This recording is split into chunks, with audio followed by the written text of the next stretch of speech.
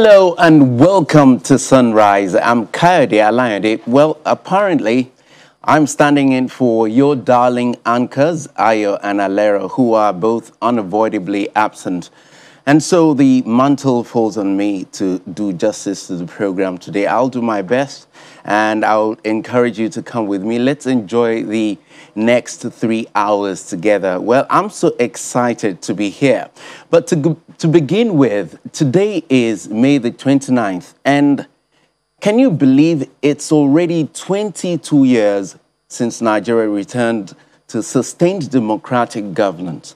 It was on May the 29th, 1999, that a newly elected president, Olusegun Obasanjo, took office as president of the Federal Republic of Nigeria, ending multiple decades of military rule in the country, which began first in 1966. And the military incursion had only been interrupted by a brief period of democracy between 1979 and 1983. But thankfully, that phase is over now, and Nigeria has been seen a smooth transition from one civil administration to another in the last 22 years.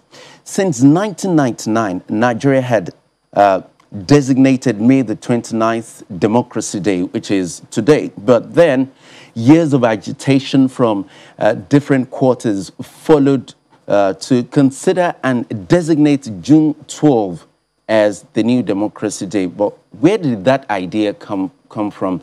The idea was to recognize a point in Nigeria's journey towards democracy in 1993, when Nigeria held a presidential election. It was widely considered the freest and fairest election, which was believed to have been won by late Moshood Kashimawo Olawale Abiola. But the election results were annulled. So there have been calls to recognize that particular point in our history by declaring June 12 as the new Democracy Day. Eventually, late MKO Abiola was awarded the GCFR, this Ground Commander of the Federal Republic, posthumously on the 6th of June 2018 by President Muhammadu Buhari. And a lot of people have praised him for that. And Nigeria's Democracy Day was changed from that date to June 12. So today, May the 29th is no longer Nigeria's Democracy Day. It's June 12. We're going to be celebrating that in less than 2 weeks from today. So that's the fulcrum of our show for today. But in doing that, we have 4 milestones to cover. First, we'll be looking at 6 years of Buhari's administration. How have we fared in the last 6 years? That administration has promised Nigeria change. Change we have seen in certain quarters. Part of it we've enjoyed, part of it some people say no, we have not really enjoyed. But we're going to be looking at all of that today in the course of the program. So that's going to be our first milestone. The second milestone will be to consider the issue of constitutional review. That has come to the front burner yet again. Nigeria has always had cycles of conversation about constitutional review, and that's come to the front burner again. So we're going to be looking at the merits of that and where Nigeria hopes to land that conversation in the coming weeks and months and years. And our third milestone today will be Security Summit. We all know that security in Nigeria has become an issue of concern to everyone, both Nigerians at home and those in the diaspora, and even to our neighbors. You know, security issues have spread across the region, even though many say that security has become a global issue. So we'll be looking also at that today. And finally, we're going to be having our Artist of the Week. I would not let that out of the bag yet, but you'll find out if you stay tuned. Once again, I'm Kayode Alayande. Welcome to the show.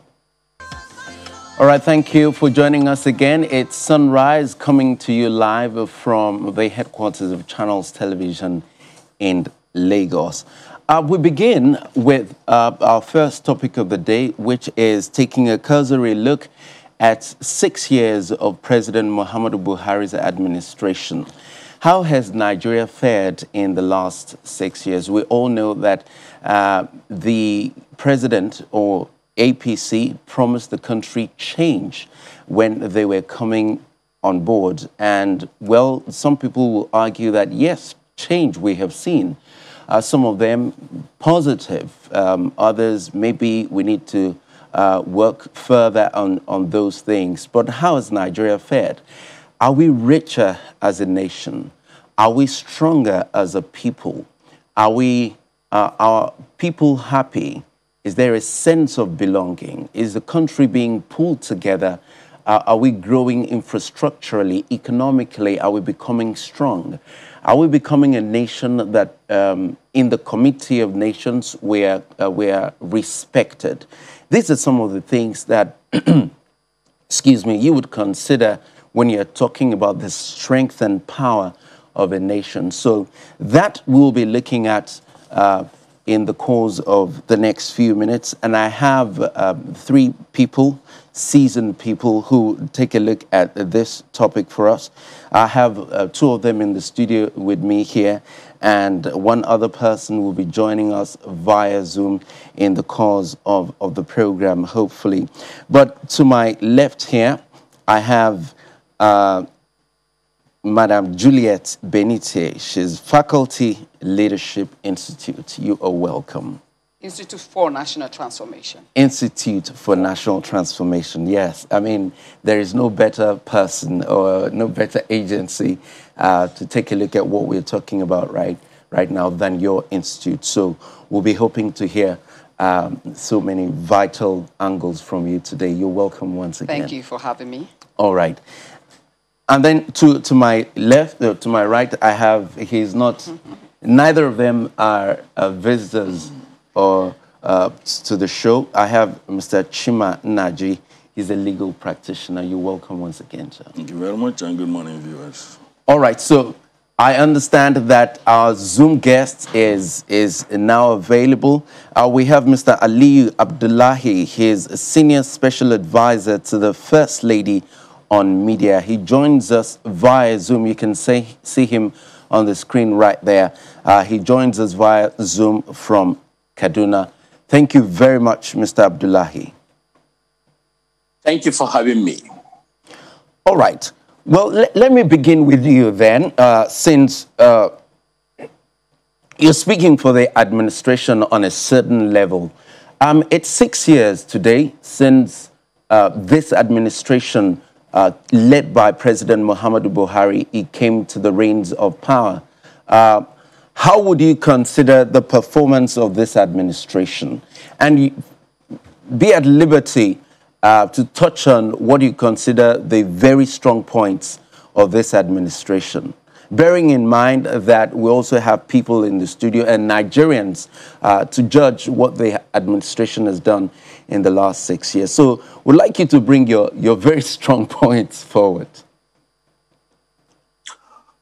Well, thank you and good morning, Nigerians. Today is May 29th. It's another anniversary for this administration.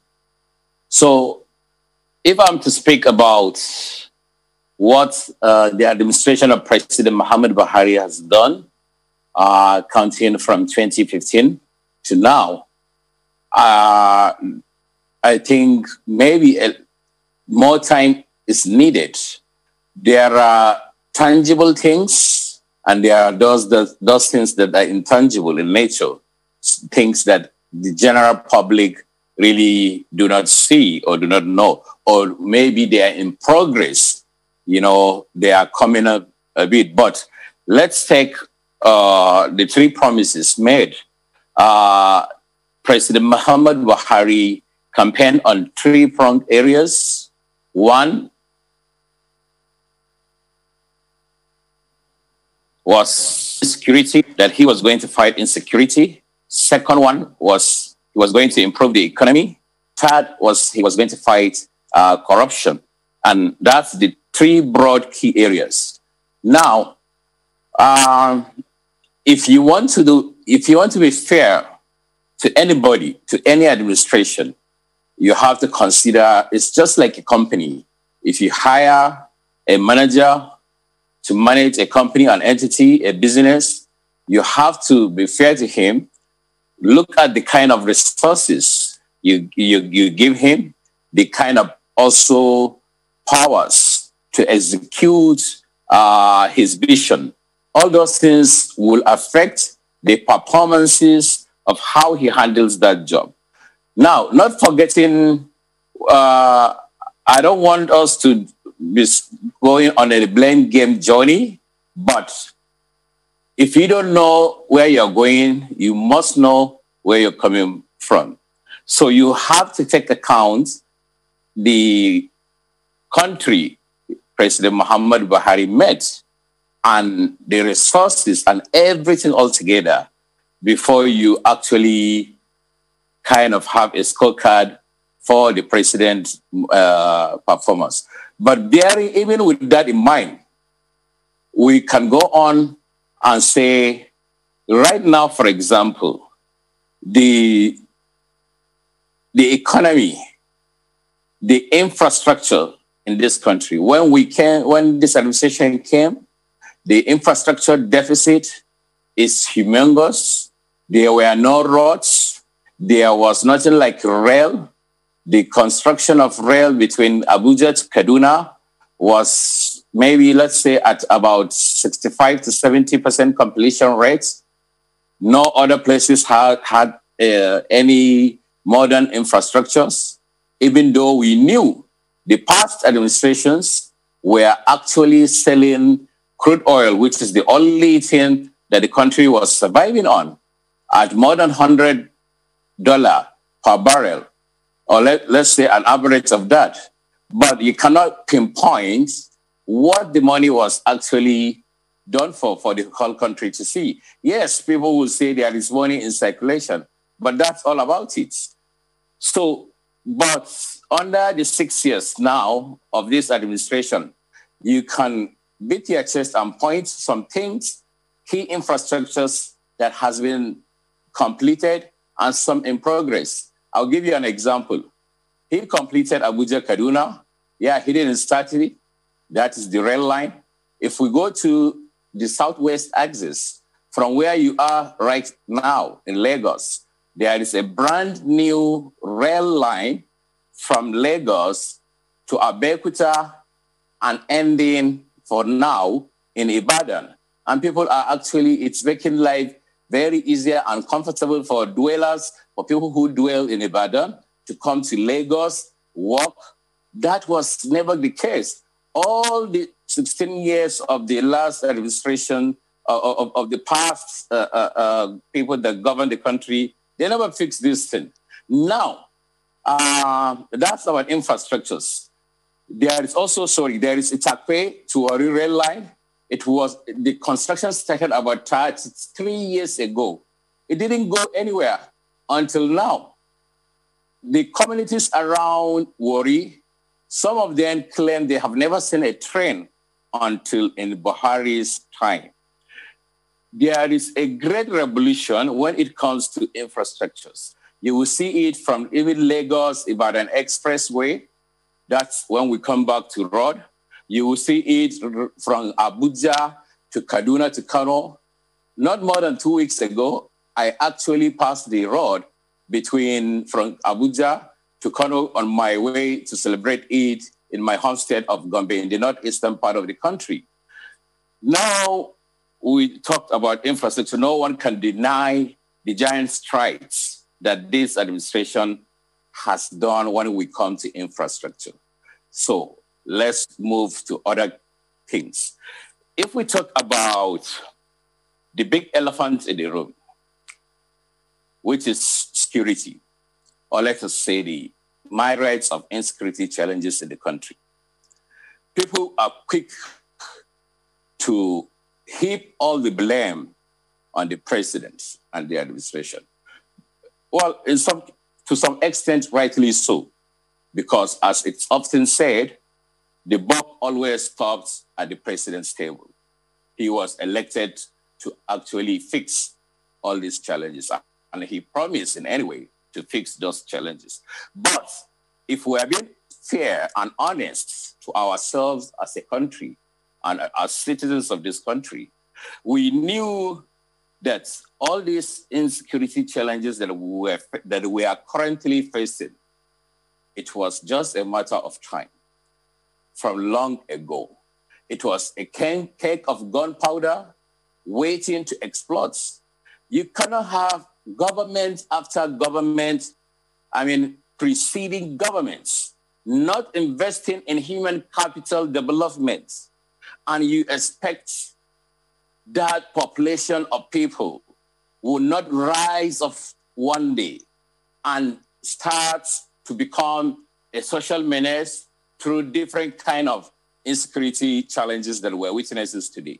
Banditry, kidnapping, robbers, insurgency, all these, they are not the work of today.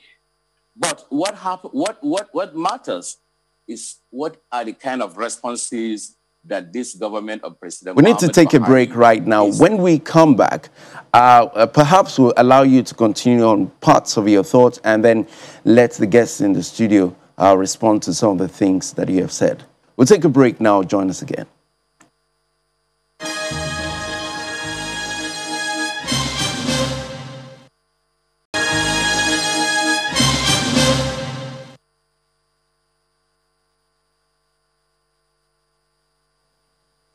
So, welcome back. Apparently, we see that infrastructure, especially from these reports that we just saw, that infrastructure is big in this administration. We've seen networks of railroad being constructed across the country. But I'll take the conversation to my guests in the studio, especially against the background that was set by Mr. Abdullahi before we went on that break. And I'll go to you first.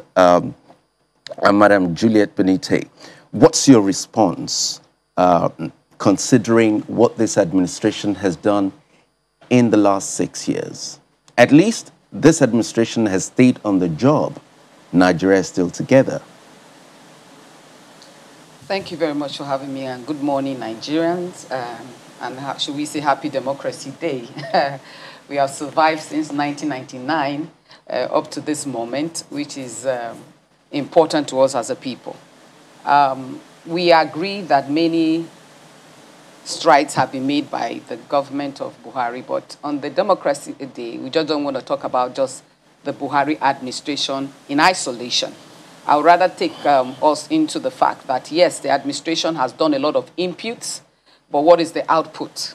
In any administration in leadership, which we specialize in the Institute for National Transformation, is that we need level 5 leaders. And what is a level 5 leader? A leader that is not concerned about his own interest, but the interest of the entire state, in balance, in unity, and in purpose.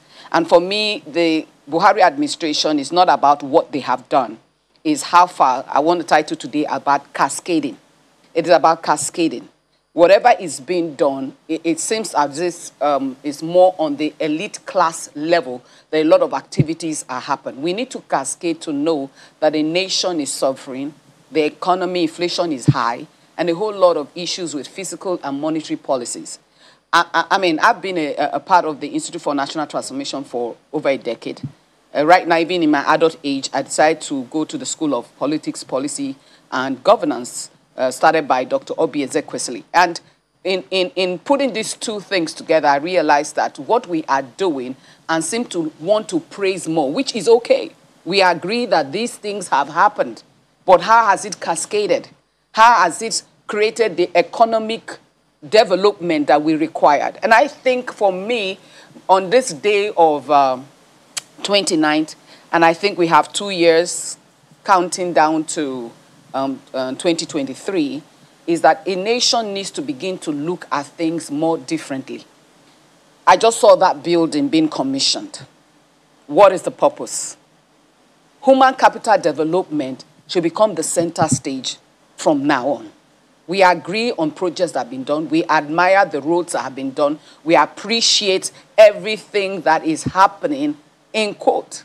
But it is important that our emphasis on health and education must become more paramount. We have an education emergency, whether we believe it or not. We have a health emergency in the 2020 prior to now with the COVID-19 exposed the fact of many things that are not in place. So as we examine this day, it's not about just looking at what we have done, it's where are we going from here. And I just don't want us to camp and say, okay, we have done this, we have done that, because in Nigeria, it seems to be a recurrent currency in all administration. It has nothing to do with whether the APC or the PDP or the government's in place. It's a Nigerian thing. We have an elite class who need to recognize that it's not about their self, but the millions of Nigeria. We are still the capital of poverty. Well, we've not gone out of that. We are still the capital of poverty. And these things are critical in our decision making. Policies, institutions that work. We agree that, oh, Minister of Transport doing A, Minister of this doing B, or this doing that. We need to decentralize, cascade. Look at Akwa Ibom State that took up the issue of starting a project with the airlines. And they are doing exceptionally well. If we decentralize government more, the Buhari administration will have an opportunity to cascade. So we need to recognize that it's not just at the periphery and at the top, because the issue of insecurity has been compounded by our divisions. We're a divided nation. And we need to recognize that, yes, on this 29th, we want to look at the things we have done. No, we shouldn't look at the things we have done. We need to look at the things that we need to do quickly. And the issue of our economy, money, access to funding. We have a locked up economy. We need to open up this economy without fear nor favor. There are centers and regions within Nigeria that we can activate quickly for economic growth, then also then cascade the growth into development. Because you could have economic growth, which I learned, especially in being in the School of Politics recently, that growth can happen, but does that bring development?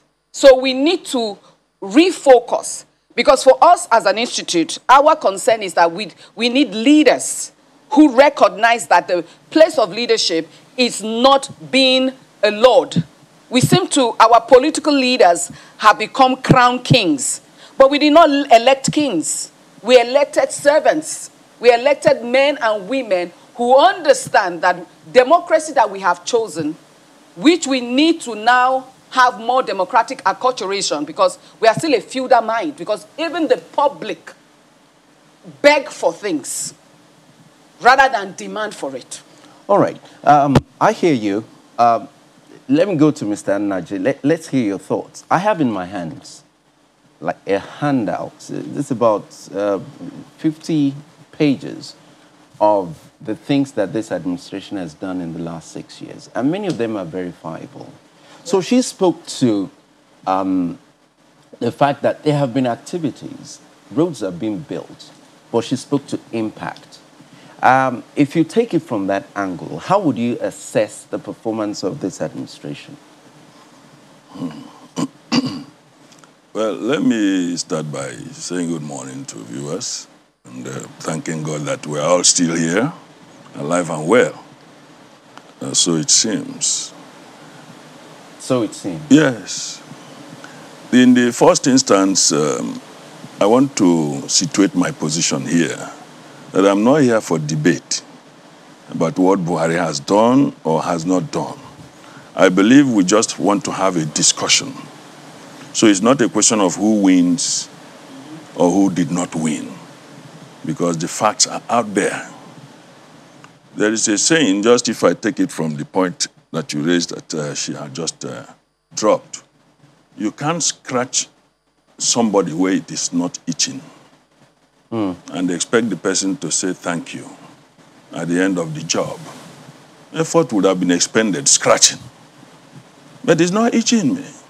So you're not doing anything. You mean infrastructure is not itching? I have not made. I want to extrapolate. Okay. I want to extrapolate from my my adage. But if you understand that work is done when somebody is lying down and you are scratching the person, okay? Because you who is doing the scratching has not left that position to go and do another thing. You are expending energy. And you are expecting that at the end of that scratching job or exercise, the person should show appreciation. But that person is simply managing to tell you, he would have said, it's hurting me, okay? But you think you are doing a job. So that is why I said you cannot continue to scratch somebody where it does not itch and expect the person to say. It's just like a summary of what Madam has said. Activities are going on, but what are the impact? It's a different way of saying the same thing. But the truth of the matter is that, for example, you just showed a clip which have been on since maybe 2 days ago or yesterday. I started seeing it. The road, the rail. Rail to where and for what? And how does that one that is being done now fit into what was in existence? And in any case, what are the plans that when you network the rails, that it will achieve a purpose? And what are these purposes? These are the issues. It's not just motion without movement. She talked about growth without development. It is also applicable that there will be motion, but there will be no movement. You can be turning me up and down on this chair, rocking me, but I am not at Ojuelegba, where I had planned to go to. I don't know whether you are getting my point. So this government, yes, is investing in rail. We see it on television. Even some of them, they say the rails are being stolen, they caught them and all that. Did anybody think about the security or the kind of rails that would be difficult for somebody to? Why would we be pouring water in a basket? All right, since you mentioned rail. Just to drop this point. At what cost are these much vaunted infrastructure in terms of financial cost and the future mortgage of this country in debt? What I watched some ministers say that it is not the issue of payment that matter. Just bring the loan. Is that how to communicate to a people that are already down there? So you are not investing in things that have returns, quick returns that will impact the economy, so that what Madam was talking about cascading, the trickle-down effect will be felt by after all, what is governance?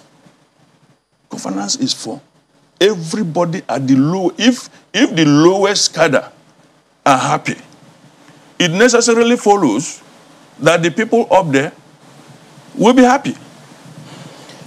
All right, so let me take you up on the issue of impact. Yes. We understand that an average of 57,000 people boarded trains for transportation weeks after the first line was launched. That's a measure of impact, wouldn't you say? Yes, within the area that... where we have those trains. No, let me even make it. Impact is more like when those railways were being built, neither the train, the technological capacity, the skill capacity, the mechanics, the technology, and everything around it needs to cascade to the youth. You have a youth budge. You have a youth population. We need to activate on this 29th. Let decisions be made quickly on how to activate our youth to begin to take responsibility at the lowest level of leadership. What do I mean by that? The same railway line. In Lagos, we have the BRT. Everywhere we have all sorts, but we do not have the maintenance capacity. We import maintenance. We import technology. We import science. We need to begin to see an activity that impact right down to a population of young men and women who are inactive, even though they do not have access to job at this time, because it's not just the primary purpose of government to create jobs. Government is supposed to create an environment where jobs can be designed. So we need to recognize that, for example, the opening up the gas sector to ensure that Nigeria begins to consume gas more and all that the government is doing, brilliant. But the technological capacity, the maintenance capacity, we've always had a problem that when we do things, we can't own it. We still depend on international market, international human capital to do this thing. So we continue to have capital flight, the money that should stay within a nation and rebuild the nation, and access to money movement becomes difficult because we haven't equipped our people. When a man like Lincoln, you went for sabbatical, a leader needs to continually to expose themselves to training, mentorship from international bodies that have our interest, not just everybody, because not everybody that has Nigerian interest. We must find the interest of Nigeria on what it takes. He said, first of all, train your people. Capacity, ownership, stakeholdership. I mean, the housing project that is happening across the states, 26 states and plus, that the federal government is trying to activate. Who is going to do the building? Where are our masons? Where are our builders, plumbers, tilers? Where are men and women who can do this? Is our young men can do Uber and Bolt today? Before we thought no young man is going to be a driver. Oh, I can be a driver, I can be a driver. Those things have been improved to the point that graduates are Uber riders, Bolt drivers, and that is made possible. We need to understand that we're in the 21st century where speed is possible. We're talking to someone in Cardinal right now through Zoom. So there are a lot of technological platforms that can be used to activate, multiply, cascade quickly because there is youth restiveness. There is a time bomb, like the gentleman says, the issue of security is enormous. Kidnapping is happening for simple things like a woman was kidnapped. She asked the young boys, why did you kidnap me? Oh, we have a barrier. We need money for our mother's burial. Oh, why did you kidnap me? Oh, I need money for housing. There are things that we need to solve now. So the impact of having railway line, if it is that Nigeria will own it, the technology, the space and everything, then we are good to go. But if that's not going to happen, it hasn't cascaded yet.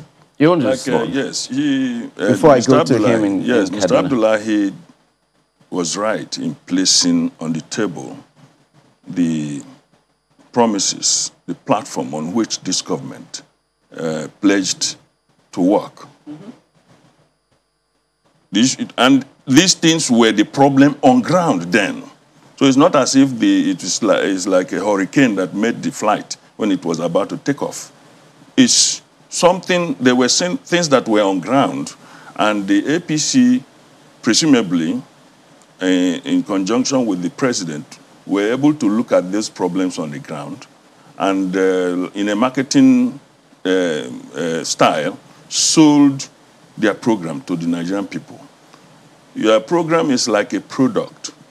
If it does not have the capacity to satisfy a need state, it will not be purchased at any price.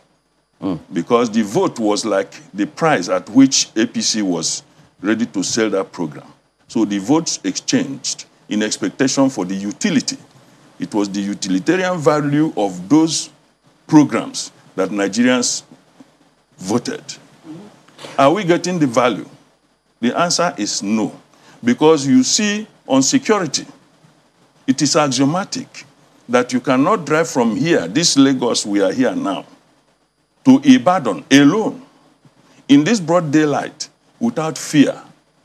You can no longer stop to buy banana or anything on the road alone. On the issue of economy, what is the exchange rate? If you go for those canons of the economy, the exchange rate, the interest rate, and all, they are not looking good. Please, I would like you to hold your thought on that. We need to take another commercial break now. Mr. Abdullahi, I want you to take that time to prepare your response to the points that my two guests here have made about response. That will be in just a moment. Don't go away.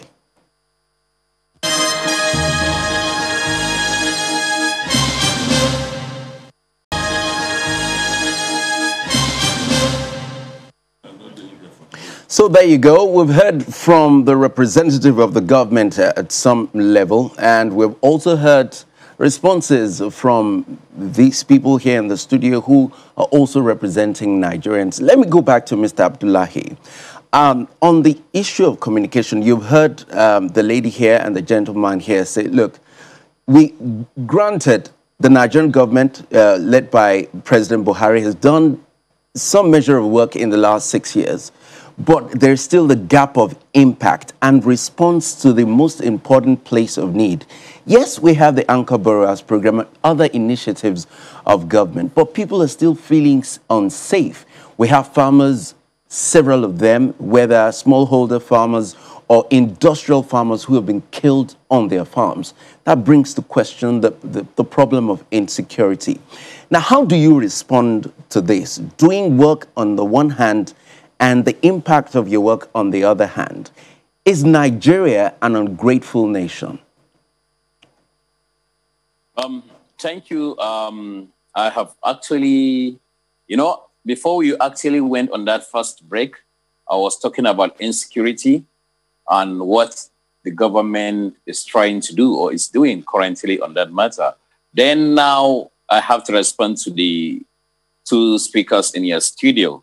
I don't know which one to start first, but let me start with responding to the speakers in your station. Madam actually talked about cascading every of these performances to a level where the impact will be felt by the citizens. And she kept mentioning about it is staying at the level of elite, that there are constructions going in these infrastructures. How are Nigerian youths being keyed into and so on? I want to tell her, you see, when you do a development program like this, there is no way that locals around the areas where this construction is happening, that they will not be keyed into.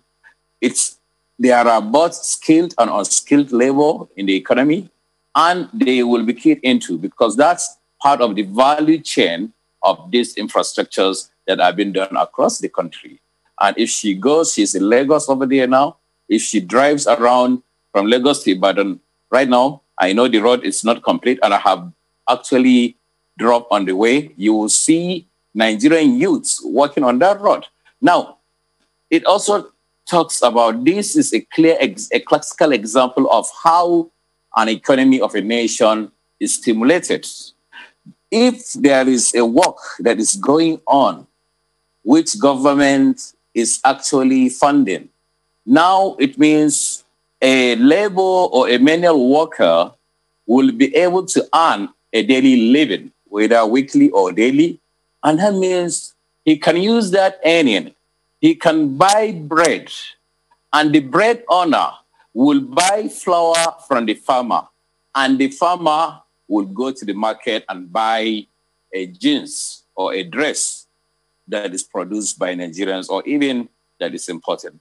But that's to show you how the economy in a nation is stimulated. Now, again, back to whether this government is pro-elite. Everybody knows President Muhammad Buhari. His major and primary constituency are the masses. Whatever policy or program that this government is doing or executing, it's always targeting the masses at the end of the day. Some impacts may be felt immediate, some are in progress. And let me tell you how this government is pro-masses. You remember, I think everybody knows this, the National Social Investment Program in this country, the first of its kind, and the largest and biggest in the whole of African nation.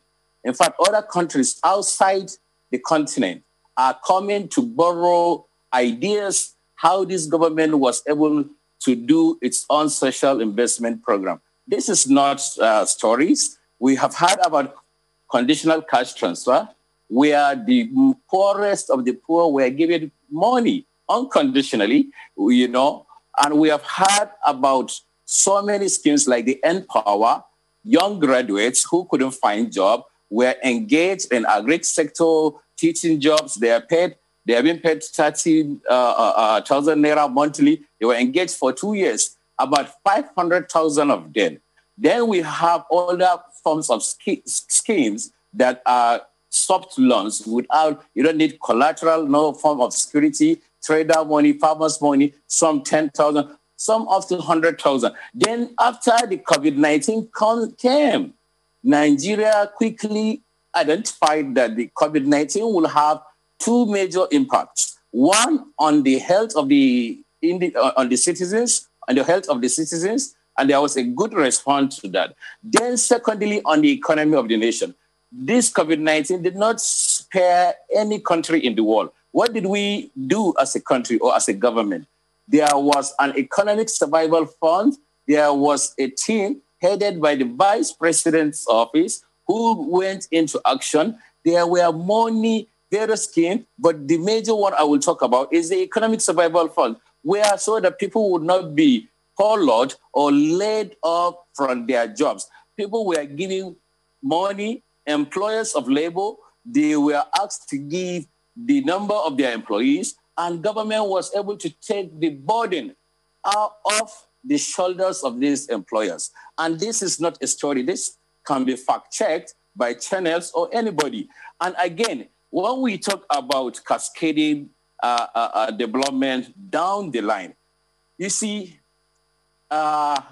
she talked about how we can open the growth, the economic growth.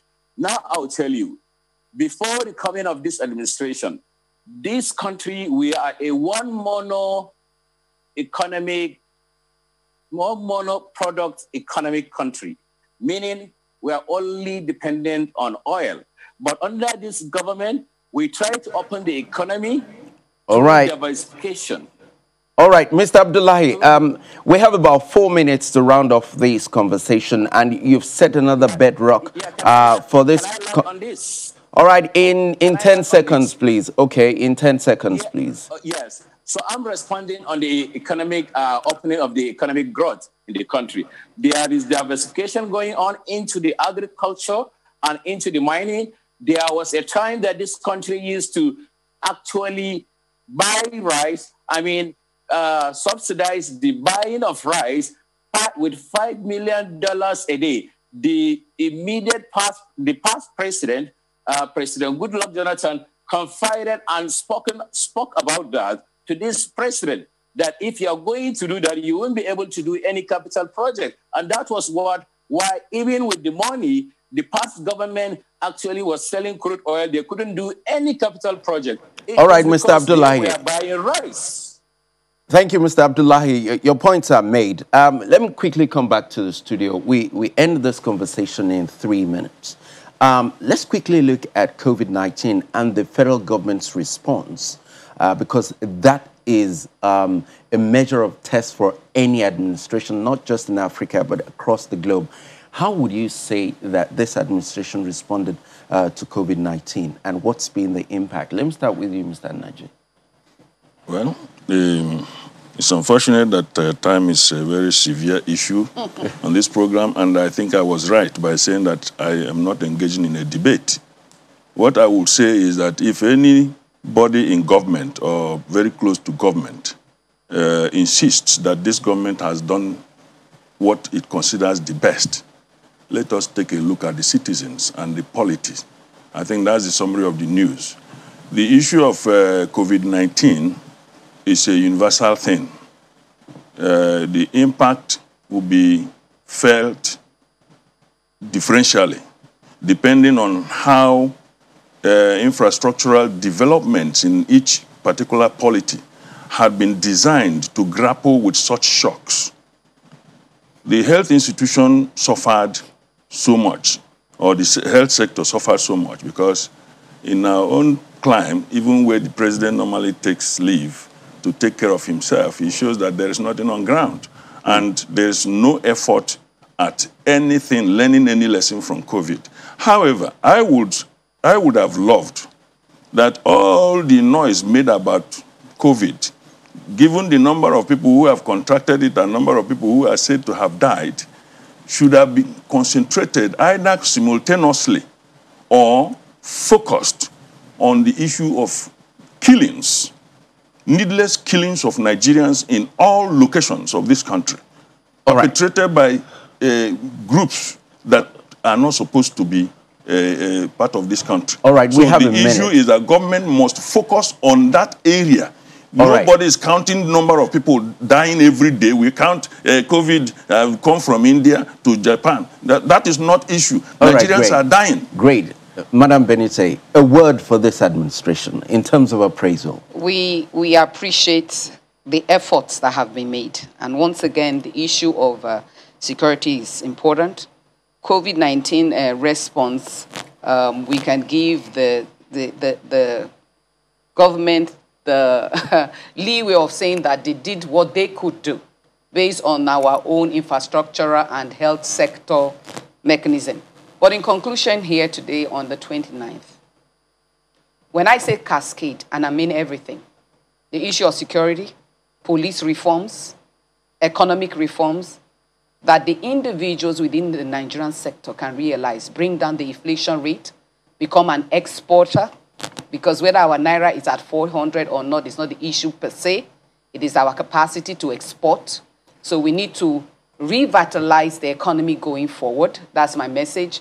And to push for more reform and at the grassroots level, increase capacity, human capital, and decentralized government so that there is activity happening everywhere. So let things not happen among the top, but let it go through the local governments and every part of Nigeria. And by the grace of God, we are going out of this situation. We believe and leaders are raising up, and men and women were ready to do politics in a greater level. We believe so. We believe so. Thank you very much, Madam Juliet Benite, Faculty Leadership Institute for National Transformation. Thank you for being part of this conversation.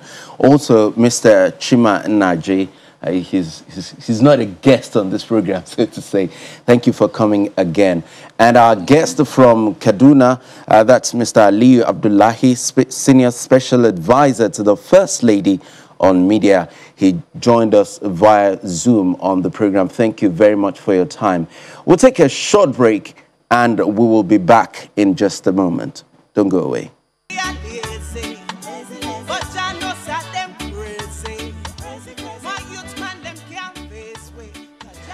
Thank you for staying with us. You are watching Sunrise, coming to you live from our global headquarters here in Lagos.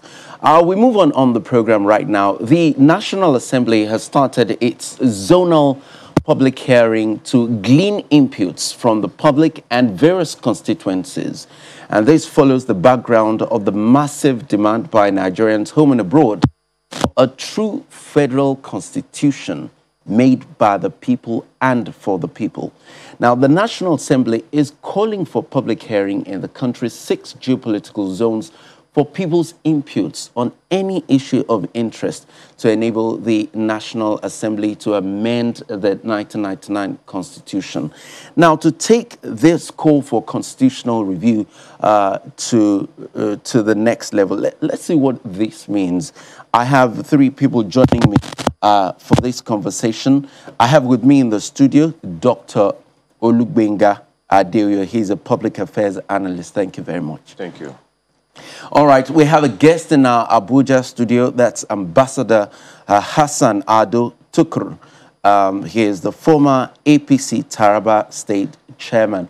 Thank you for joining this conversation as well. And we have another guest on Zoom. His name is Godi Wazurike. He's a legal practitioner. Thank you for joining the program today, Mr. Wazurike. All right, let me begin from the studio.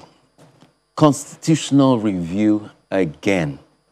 This issue has always been with us, even before the 1999 Constitution. That was amended. A lot of people said, yes, it was handed over to us by the military.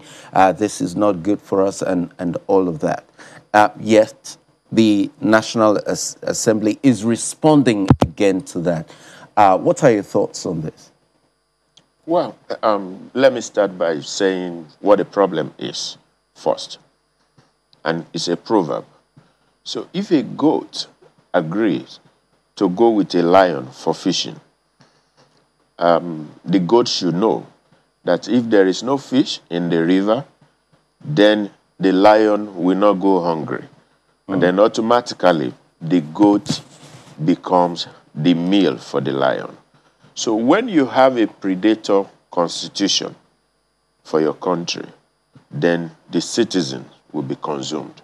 So we began to experience this consumption by the predator, starting from the northeastern state, where insecurity began to brewed gradually. Borno, you have Taraba, you have Adamawa, and all the crises. And of course, when you look at the situation in the country at the moment, it's so tensed that there is injustice, and everybody feel, and I mean all over the country, that their respective states are not being equitably treated. And so we have barrage of problems that is calling for. Well, we're talking of constitutional amendment, but I think we need to sit down for a dialogue to write out a new constitution for us. There are so many things that you find in that constitution that are wrong. For instance, how do you want to be governed as a people? How do you explain the sharing formula of value-added tax in the country, where the federal government takes 15%, the entire 36 states takes 50%, and the 774 local government takes 35%. Whereas those states that are bringing this meal to the table, they are not getting the fair share. Lagos, Ogun, Rivers, Kano, Kaduna. That's number one. How do you explain the revenue sharing formula of the country, where the federal government takes the highest, and then the states having lesser amount to share in terms of percentage, and then the 774 local government? Leaving that aside, how do you explain in 1967 we had Kano had 20 local governments, Lagos had 20 local governments. Today, 2021, 1967 till date, that's over 50 years. Now, Kano impliedly is having 71 local government because Jigawa was taken from Kano. Jigawa has 27 local government. Kano has 44 local government. If you are a Lagosian, how are you going to feel that Lagos, till today, has 20 local government? When you check population, the number of crowds that you have in Lagos, I want to believe, is more than any state in the country. And this is where the money comes from. How do you explain that? Situation in the South-South. So, and then when you now look at this issue of a goat going to the river to fish with a lion, and then when there is no fish in the river, you get consumed by this predator. So this predator, which is our coming together through this constitution, is consuming all of us at the moment. And you can see the consumption. Now, when you go to the northwest, the 5K, you have Katsina, KB, you have Kano, Kaduna, you have Sokoto, the Caliphate, and you have Zamfara. There is crisis there. Banditry everywhere. There are so many people that cannot go to Zamfara today. So it means something is wrong with this country. You go to the southeastern part of Nigeria, there's problem. You come to the southwest, agitation is everywhere. The Odua group, the Igboho are coming, Now, how do you explain that governors in the southwest came together and they said, we want to have our own security system? So you have Amotekun. What does that tell you? It means that there is no trust in what is available at the federal level to secure the people. And the primary purpose of government is the security and welfare of the people. How do you explain? Section 14 sub 3 of the Constitution says that the composition of the government of the Federation, that's Nigeria, must be done in a manner that there is no predominance of persons from certain states, and also in the affairs of government activities and agencies. Now, that's not the situation in the country today. Now, get the profile of people working management level from NNPC, DPR, NIMASA, Central Bank, NDIC, and all the agencies of government, the so-called juicy agencies. check the management team, check the security architecture in the country and those that are there. So these are issues. And you know, even if you are blind, it's going to get to a time that your eyes becomes open. If you cannot see, you can hear. Sometimes, if you cannot hear, you will perceive the smell. Something is wrong somewhere. And that's why you see Amotekun coming up. The southern governors coming up with their situation in the south. So, and then when you now look at this issue of a goat going to the river to fish with a lion, and then when there is no fish in the river, you get consumed by this predator. So this predator, which is our coming together through this constitution, is consuming all of us at the moment. And you can see the consumption. Now, when you go to the northwest, the 5K, you have Katsina, KB, you have Kano, Kaduna, you have Sokoto, the Caliphate, and you have Zamfara. There is crisis there. Banditry everywhere. There are so many people that cannot go to Zamfara today. So it means something is wrong with this country. You go to the southeastern part of Nigeria, there's problem. You come to the southwest, agitation is everywhere. The Odua group, the Igboho are coming, you know. Now, how do you explain that governors in the southwest came together and they said, we want to have our own security system? So you have Amotekun. What does that tell you? It means that there is no trust in what is available at the federal level to secure the people. And you know the primary purpose of government is the security and welfare of the people. How do you explain? Section 14 sub 3 of the Constitution says that the composition of the government of the federation, that's Nigeria, must be done in a manner that there is no predominance of persons from certain states, and also in the affairs of government activities and agencies. Now, that's not the situation in the country today. Now, get the profile of people working management level from NNPC, DPR, NIMASA, Central Bank, NDIC, and all the agencies of government, the so-called juicy agencies. Check the management team. Check the security architecture in the country and those that are there. So these are issues. And you know, even if you are blind, it's going to get to a time that your eyes becomes open. If you cannot see, you can hear. Sometimes, if you cannot hear, you will perceive the smell. Something is wrong somewhere. And that's why you see Amotekun coming up. The southern governors coming up with their Thank you for providing this impeccable preamble. But let's hear from two of our guests, one on Zoom and the other in Abuja. Ambassador in Abuja, I want to hear your own context and what you believe that Nigeria can get out of this yet another exercise in constitutional amendment.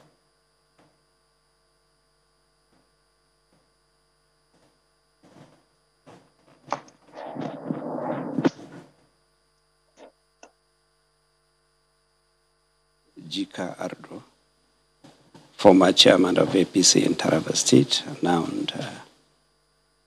in Abuja. I have listened to my colleague and also referring to the constitutional review. It is something very important, and these are things that Nigerians were agitating for many times, and is part of the duties of the National Assembly to carry out. But first of all, there are fundamental issues that we need to address as Nigerians. Before we talked about the economy, number one, security, then economy, and other things, do we really agree that we are Nigerians and we are patriotic Nigerians and we are ready to remain as one indivisible entity?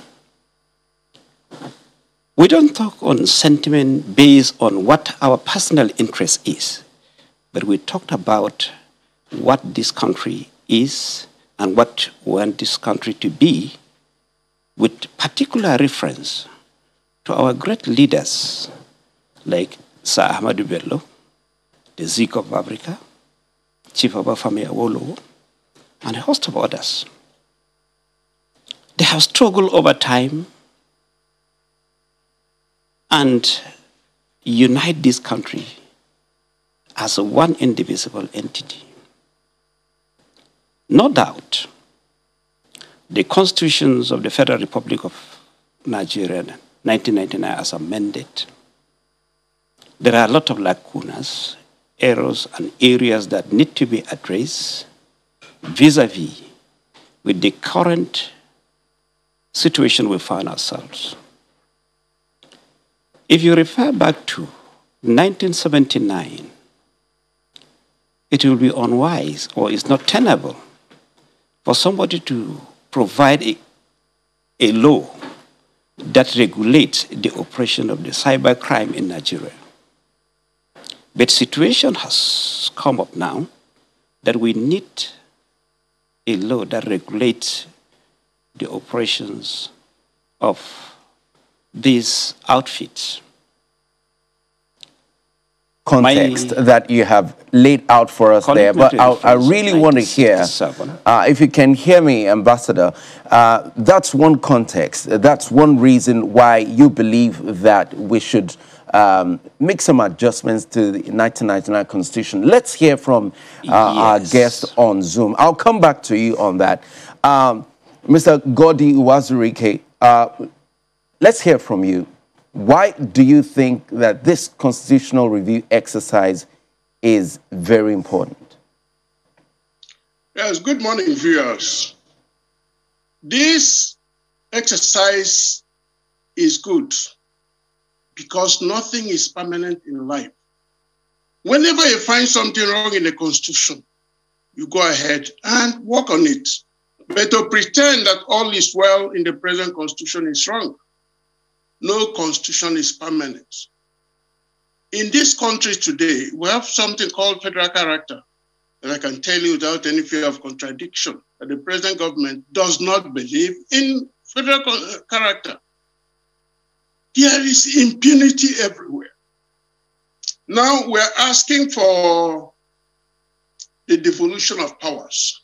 As it is today, the state governments have a lot of work, very little revenue.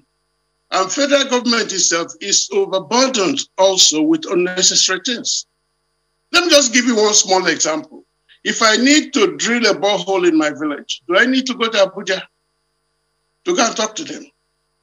Land Use Act is very clear that the state governments are 100% in charge. Federal government is bringing all kinds of amendments to go and smuggle it in. So that the federal government will now have power to say, there is Ruga, there is no Ruga. No. Constitution amendment is necessary. The judiciary workers have been on strike. Why don't on strike? That the governors should obey the Constitution. All we're trying to do in this Constitutional amendment is to enforce what is already provided for. Look for those things that actually are missing and correct those we can correct. By this, I mean that our fundamental rights are there. They're for human beings, but definitely not for animals, like the Attorney General was trying to postulate the other day. So we reinforce it. You can't amend it easily, and you can't take it away. I know of several attempts by what they call executive order. Executive order is rubbish. If they go and read what Justice Ojukwu said in that case that came before her, she said, no, we cannot just go about arresting people, seizing people's passport and stopping the movement of anybody. You must go to court to get an order. So in this, our constitutional amendments, believe you me, we're trying to rectify those things that are there. The 2014 National Conference deliberated on this extensively.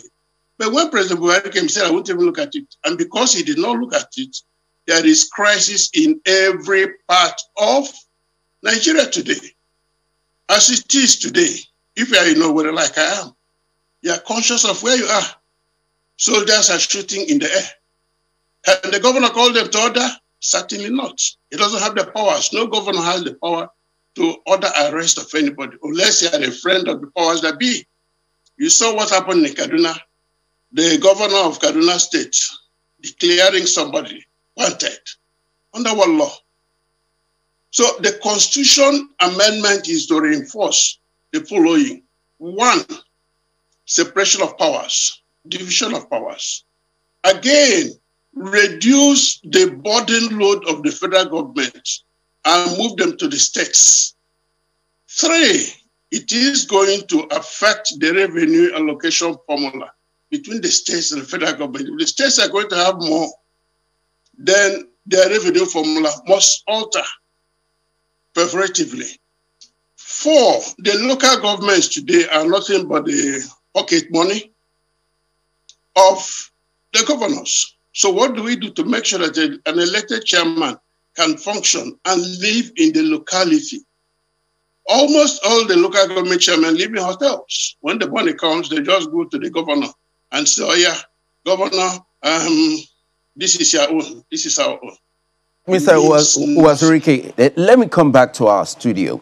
I've heard from three of you, and apparently you agree that there should be a constitutional review, albeit very urgently. But there are also certain quarters across the country that are saying that there is a precursor to that conversation of constitutional review.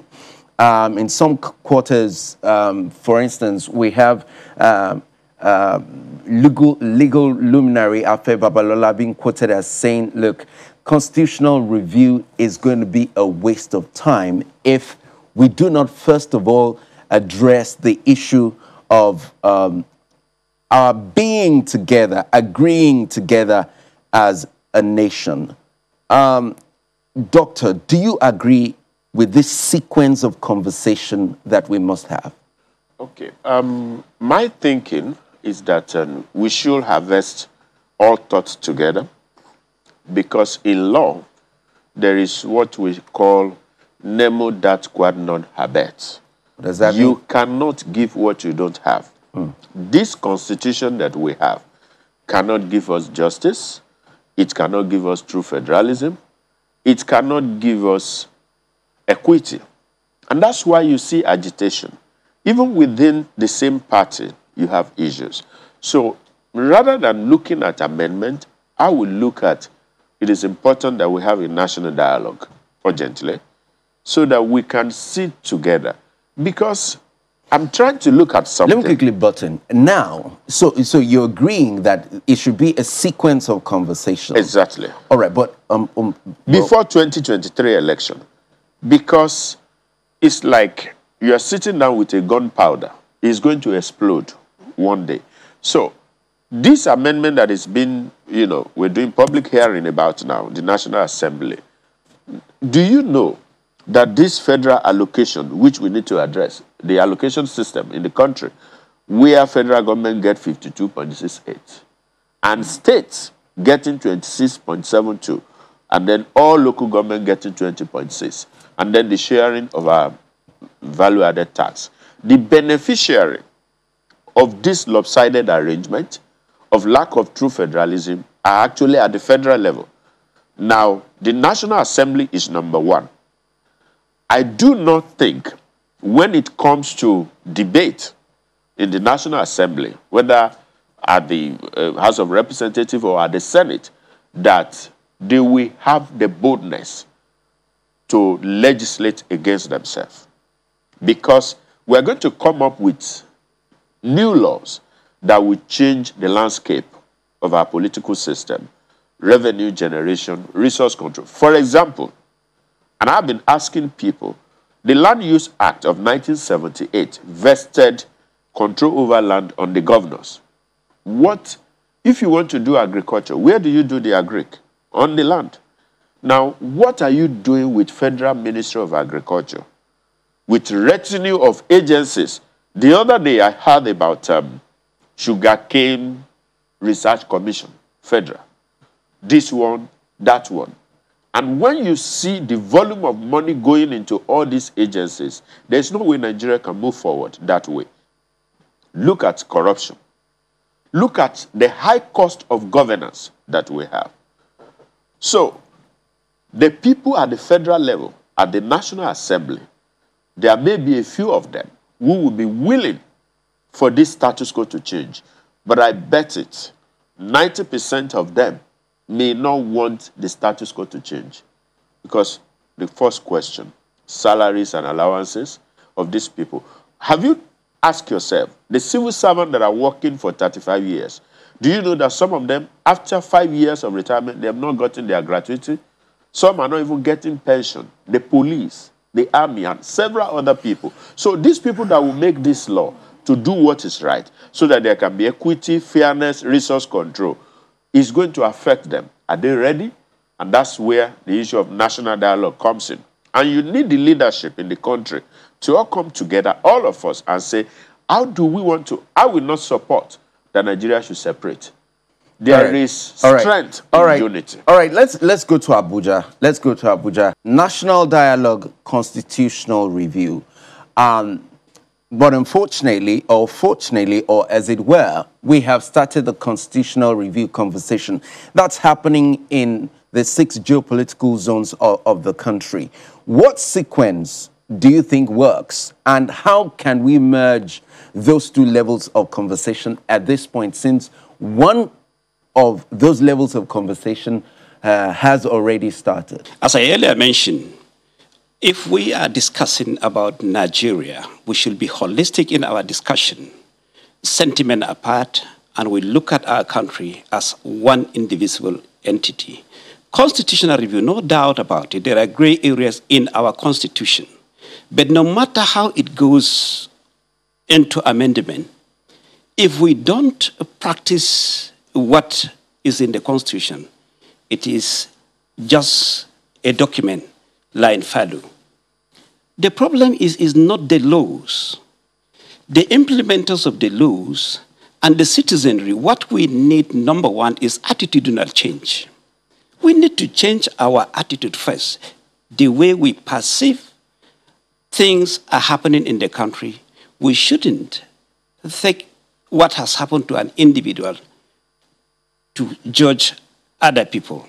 That is absolutely incorrect. Secondly, gray areas that we mentioned, I have made mention of the cybercrime and other things. Look at our traditional institutions, which are totally forgotten in our constitution. And these are the custodians of our culture, norms, and values in the past.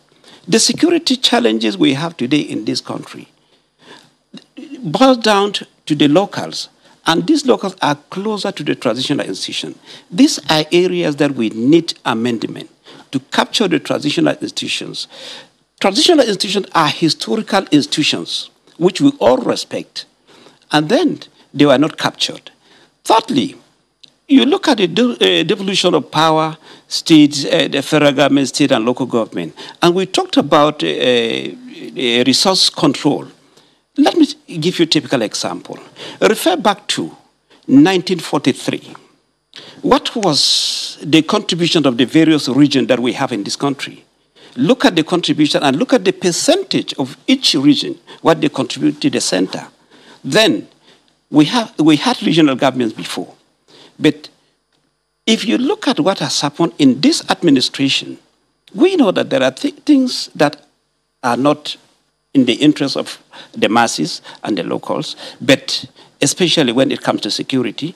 But let us look at the resources that we're talking about. I think we are forgetting certain things. In this government, when we are talking more resources should be given to the state, no doubt, the states and the local government are closer to the masses. But what are the state and the local government doing with those resources that we are giving to them? A typical example of the bailout that we are giving to state, how were they utilized? Then the allocation that we are going to the local government, you can imagine the chief executive of the local government will tell you that he doesn't want the autonomy. A chairman of a local government, because he is being appointed by the governor, he doesn't want autonomy. State assemblies doesn't want autonomy. And you said all these executive orders are nonsense. Then what are we talking about? What we need to do is, first of all, we change our attitude and look at our country. If a Nigerian will go out of this country and go and burn Nigerian flag, and you expect such a person to be respecting the Constitution, no matter how beautiful our laws are. Such people cannot respect the Constitution, no matter how beautiful the laws are. We have beautiful laws in the Constitution. We cannot condemn the Constitution in total. But then, thank you very much. Let me take this thought. Like other countries that respect their country. Ambassador Ado, let me take this thought to Owerri, where we have Mr. Wazirike. Now, it appears that there is some measure of doubt here that we've had this kind of call to have this conversation, but it appears that people don't really, people anticipate that we might not get the right results that we anticipate in this conversation. I'll allow you to answer that question when we come back from after this break. Don't go away.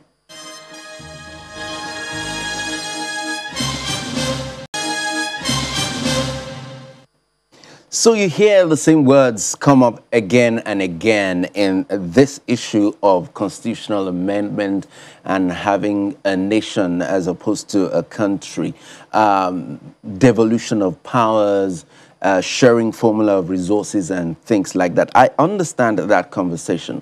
However, there's also the issue of thinking about the matter this way. If we were an honest set of people, if we were people of integrity, couldn't any other country have taken this same constitution with a set of honest leaders and honest people and do better with it? Let me go to Owerri, where Mr. Wazirike is, to share your thoughts on the balance between a bad constitution and a bad people. I'm not essentially calling us a bad people, but we could do better as a nation despite a bad constitution. What's your thought? Well, I think you don't call us a bad people. We also don't have bad rulers. But right now, we have what I would call tolerant population. In other words, here, we tolerate all kinds of rubbish. In this country, we were here when the Chief Justice of Nigeria was disgraced out of office, and there is no constitutional backing for that. Those who executed that plan are still in the corridors of power, basking. So in this country, the reason why we have this constitution that is about 22 years old is to guard us and guide us, to protect our rights as citizens, to tell us what to do. The same constitution made provision for amendment. And as long as there is room for amendment, any faults, any lacuna must be looked into. My worry is the honesty of the present government. Elections will come up in a little more than a year and 6 months now. 7 months, 1 year, 7 months. In the next 1 year, INEC will be calling people to come for all these primaries. Are we going to meet up with the time? Yes, we're still going to go to the state governments. But believe you me, the honesty of the leadership of the country is key. America has practiced their own for hundreds of years. They still make the amendments. Britain has an unwritten constitution, but still has what it takes to move on.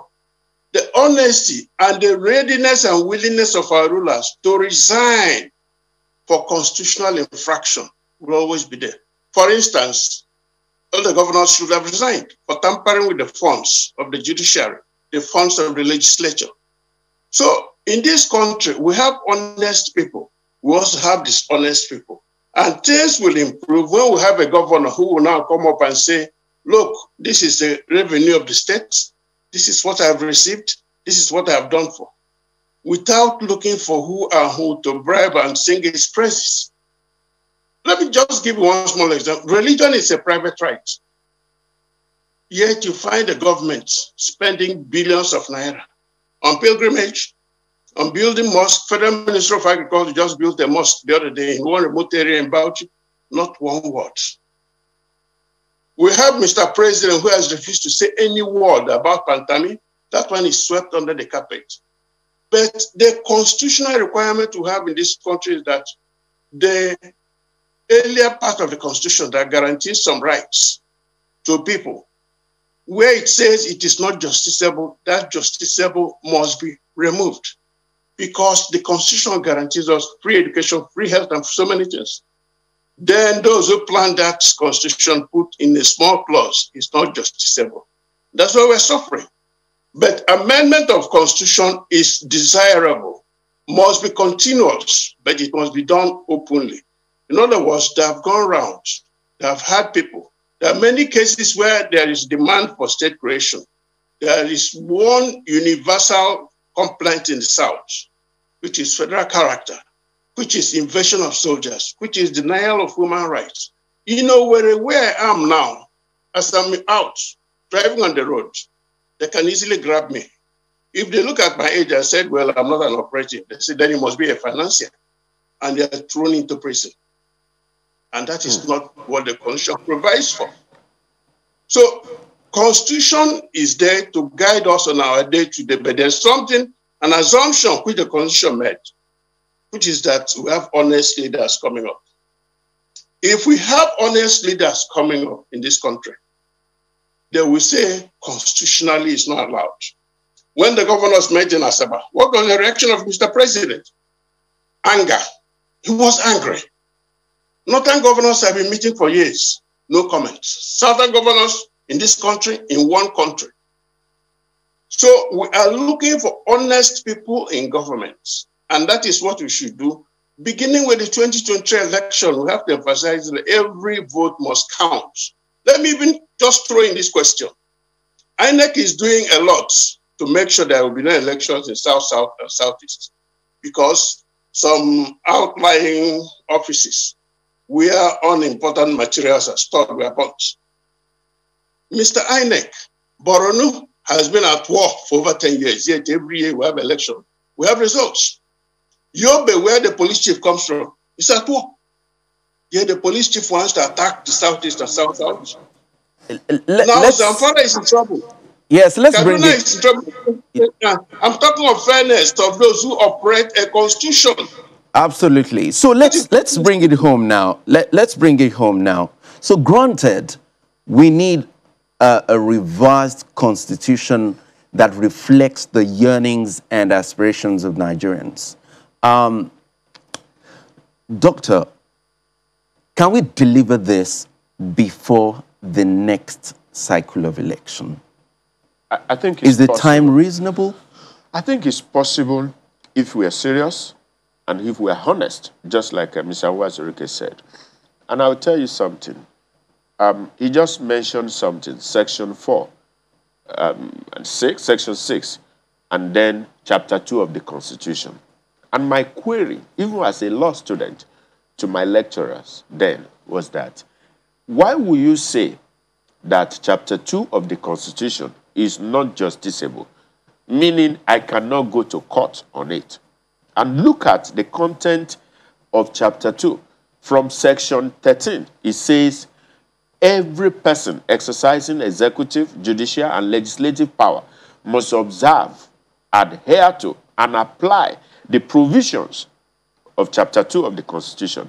Now, you have Section 14, which deals with federal character indirectly, saying that there should not be predominance of persons from this or that. Now, Section 24 says that you should file your tax and pay promptly.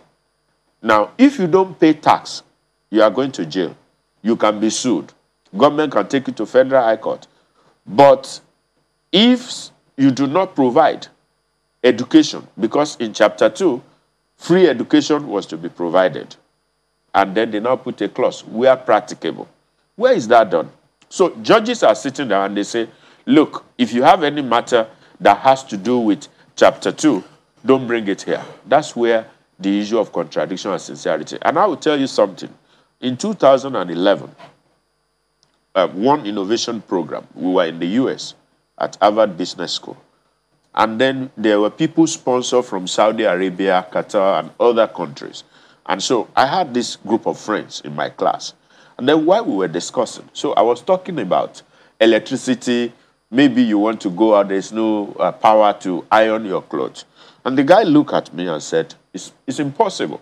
That cannot happen in their own region, that everybody is going to come out to protest.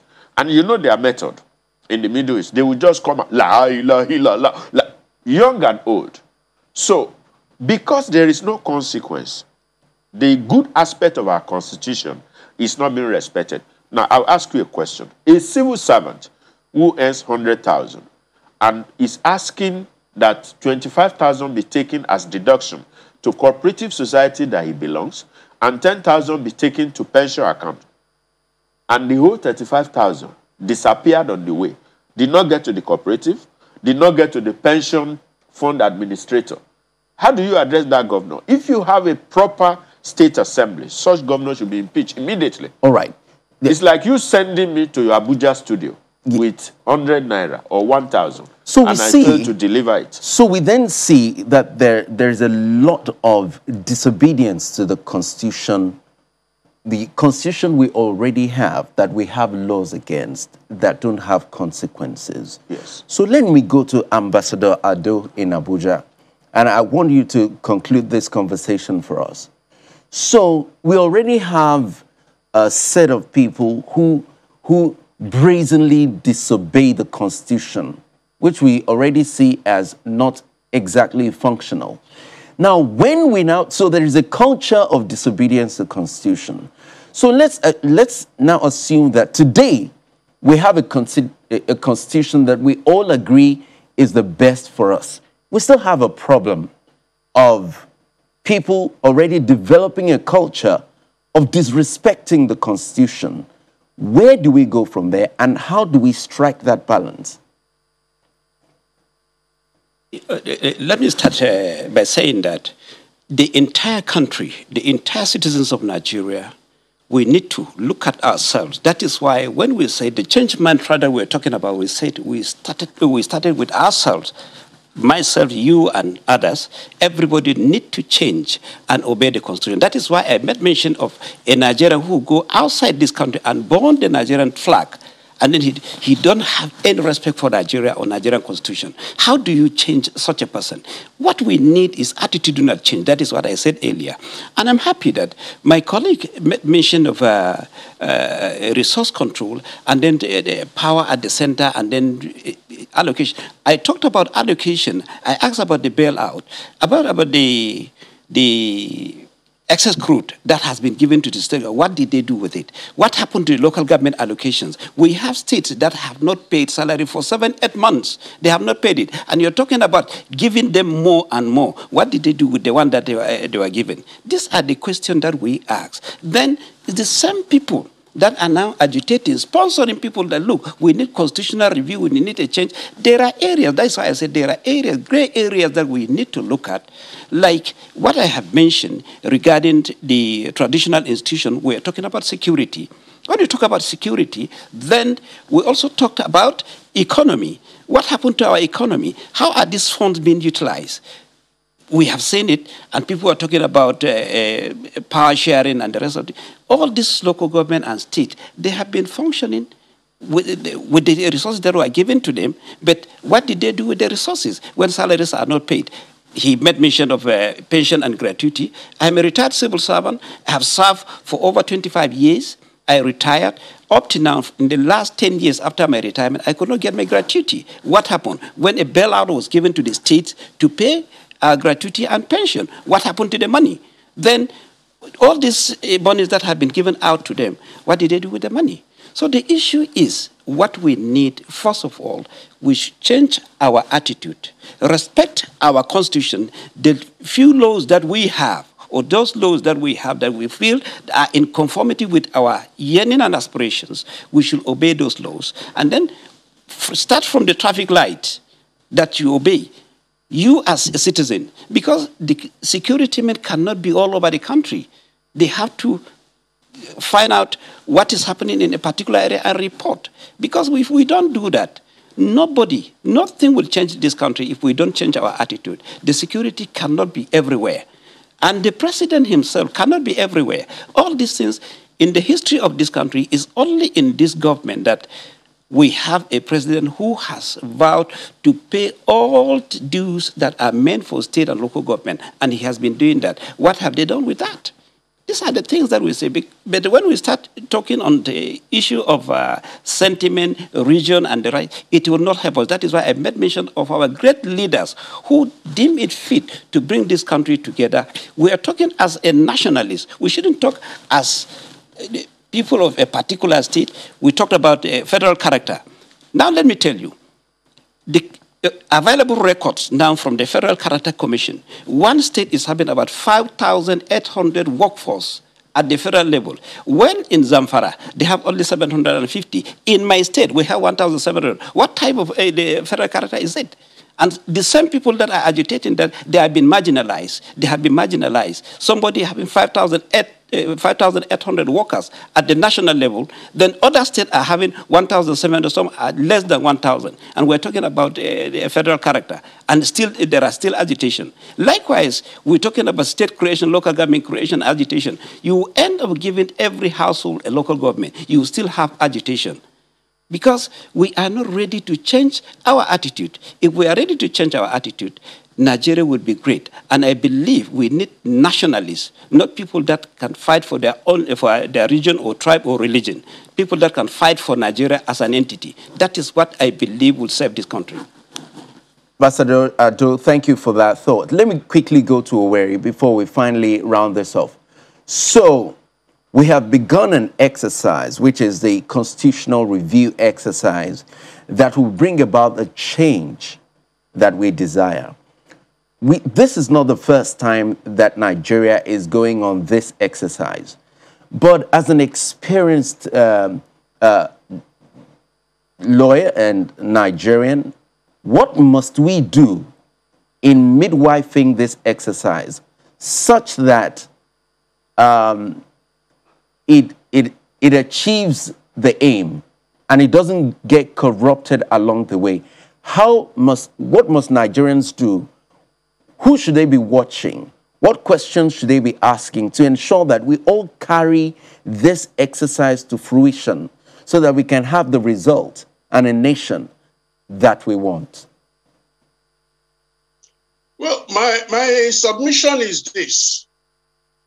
The legislators are actually key to the whole exercise.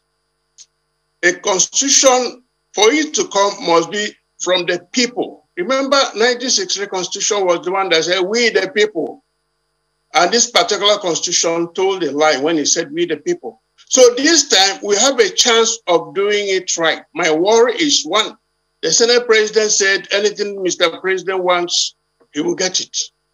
In other words, there is no independence of the legislature. So what I'm asking everybody to do right now is to go and meet a legislator, whether at the national level or at the state level. But make sure you are not shot that those security men who hang around, they will not shoot you. Demand from him a responsible exercise. Responsible because if we miss this opportunity, it means the next 4 years, if we have a better president than this one. I know the last time such exercise was done, President Jonathan refused to sign it for one reason. He said the amendment was trying to give life pension to all presidents of the Senate and all speakers, and he refused. Happily, I have not seen any evidence of it right now. So for it to work, for this exercise not to be a waste of time, please hold on to the tail or clothes of your legislator. Demand. If we can't get through to him, he has his phone number that is in public domain. Keep sending him text messages. Let's bombard them. It's time for us to sit up in this. All right, thank you, Mr. Godi Uwazurike, legal practitioner. That's a fantastic way to live it.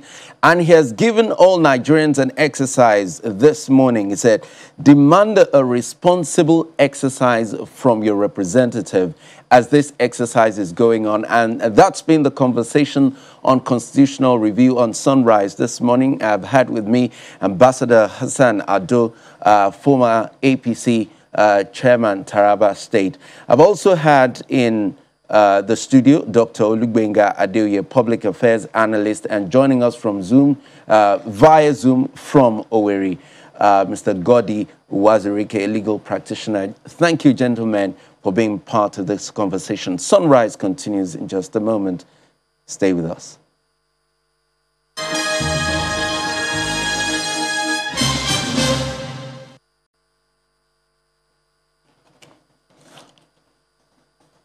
All right, thank you for staying with us on Sunrise. And we take the next conversation now. We began with assessing the performance of this current administration. It's been 6 years. And then we went on to the issue of constitutional review so that we can have a better run country.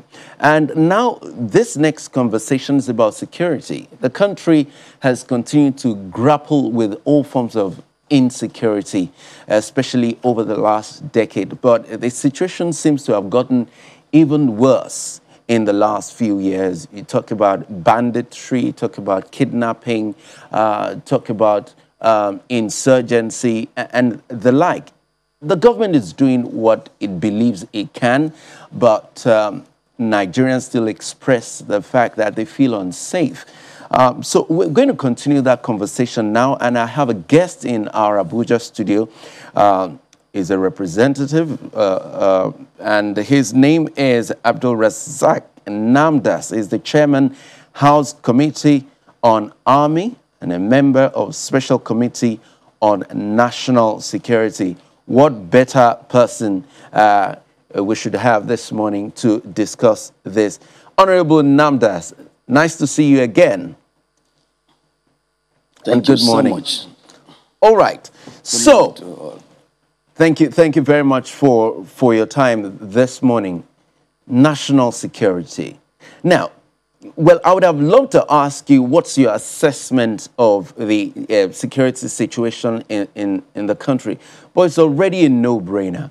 But as a member of the National Assembly, what are the kinds of conversations going on within you and your members and your colleagues at the National Assembly? What are your prevailing thoughts? Thank you so much for giving me this opportunity. I want to tell you that it's a known fact that as members who are representing their various constituencies, on a daily basis, we are confronted with several challenges in our various constituencies in respect to kidnapping, banditry, cattle rustling, and insurgency and pipeline vandalization and what have you. Again, members always come up with motions on the floor of the House in respect of those challenges that have occurred in their various constituencies. We recognize the fact that the security challenge in Nigeria is getting more serious. In several years back, we were confronted with the issue of just insurgency in the northeast part of Nigeria. I come from Adamawa State, and I knew that everybody is aware at one particular point in time, we had several local governments, almost close to 14, and 7 of which was from Adamawa State, that were really under the occupation of Boko Haram. But this became history. Subsequently, we tried to solve the problem. But now, the problem has, or the challenge has increased. We are no longer dealing with insurgents. We are dealing with also banditry. And of course, this is a serious challenge, but we recognize that. And that is why anytime the security armed forces or the security agencies come during for resources in terms of appropriation, the National Assembly has never been lacking in the last 10 years to support the security forces with resources. But I think this time around, we feel that we must be on, there must be a complete overhaul of the whole situation.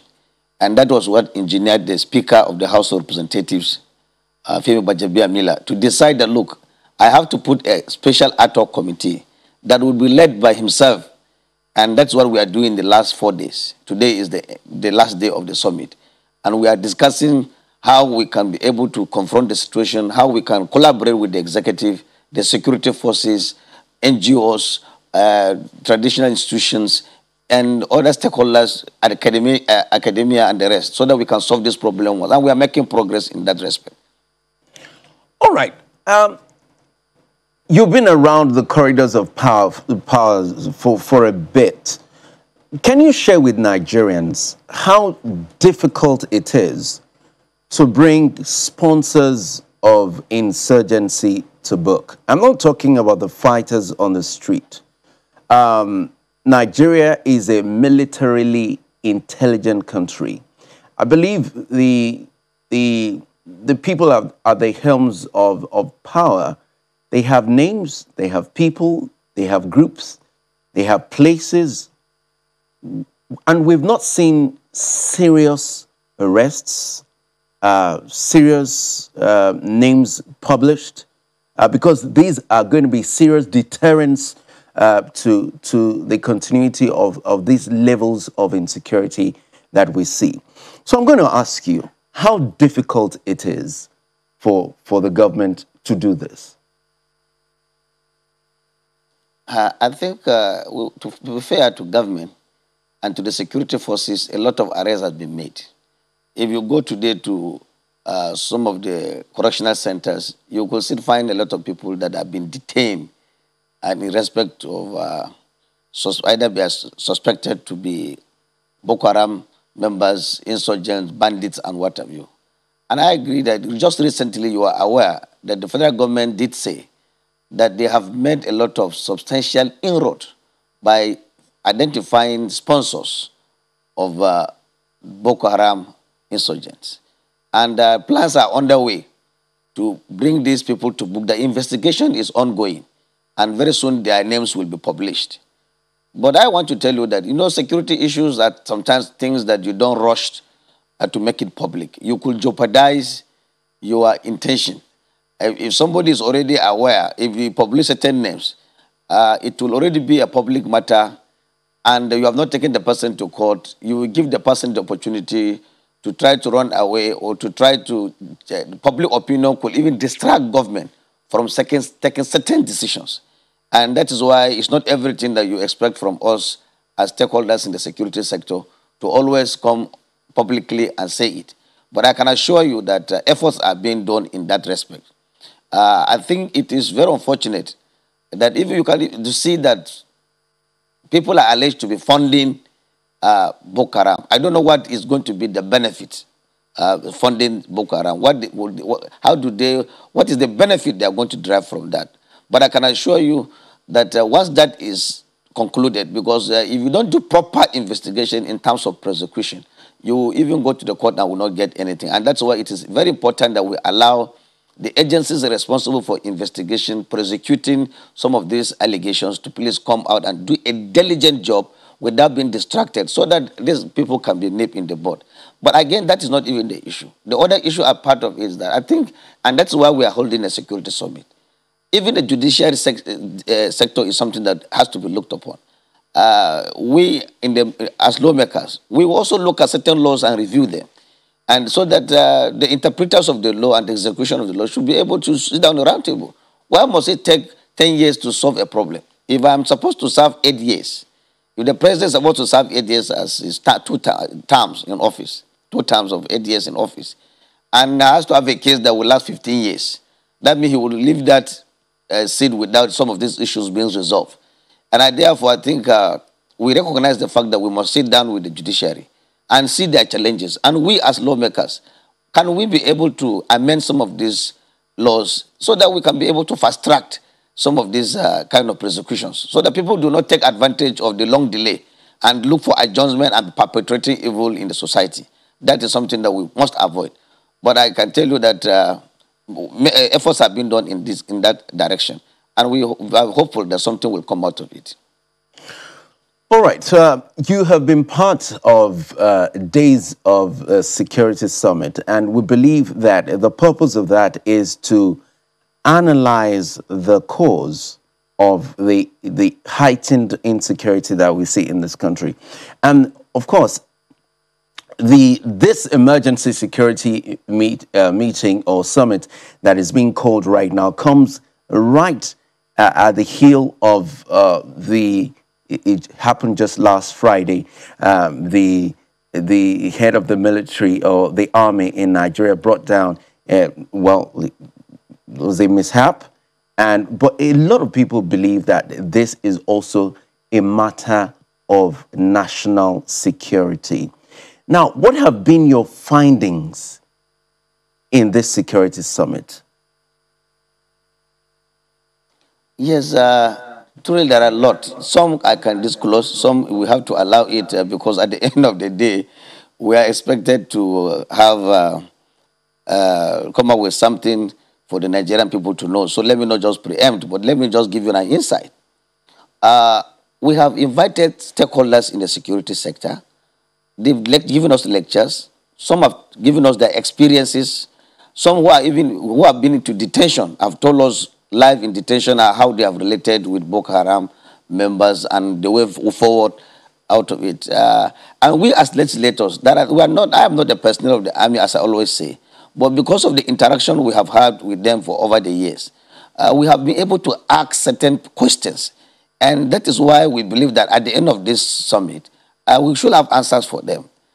For example, we have a belief that we are part of Nigeria. I come from the Northeast. Or if you are not even from the Northeast or North Central, you've been watching and being part of this. We believe that we must have a way to resolve this issue once and for instance, in terms of equipment, we believe that rather than sometimes waiting to get high-powered equipment that will take years to come to Nigeria, we should use the available weapons that are on ground.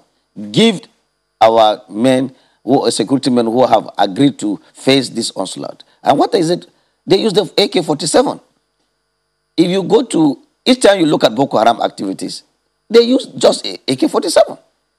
And some of the equipments or the guns they use and the gun trucks they even use are those that sometimes they capture from our security forces. And we agree that there is suspicion. People are alleging suspicion of certain international hands. But I can tell you that rather than rely on that, what we are seeing currently is that some of these guns, gun trucks, some of the ammunitions that the Boko Haram people are using are the ones they have taken from our security forces, captured them and destroyed them and took some of them. They've been showing this one without number. So why can't we make this AK-47 available to the armed forces, the security forces, make available ammunitions? You see insurgents with rounds of ammunition on with them. And the way you see that they display confidence that, look, they can waste as many ammunitions as possible. Now, our men in front on war, are they also having the same ammunitions? If they have 1 million ammunitions, we should have 10 million ammunitions. But if we rely on heavy equipments, we're waiting for a Tucano that will come in July. We have placed order after 4 years to come. And before you realize, we are got caught up. So we feel that these are things that we should handle. And again, we have lack of personnel. We agreed that we don't have enough personnel to prosecute this war. What can we do to assist from the part of the legislature to see that we assist the security forces, get enough personnel to prosecute this war? And this is very serious. We have also tried to advise both the police and particularly the army. For example, I can give you an example of the army.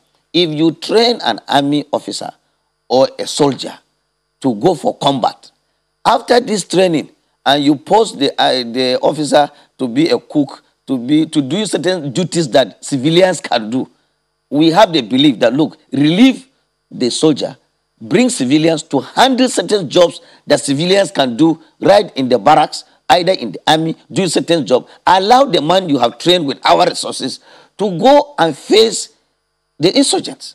This is very important because we, in the midst of lack of personnel, we still have enough personnel that are doing things that are not really combatant.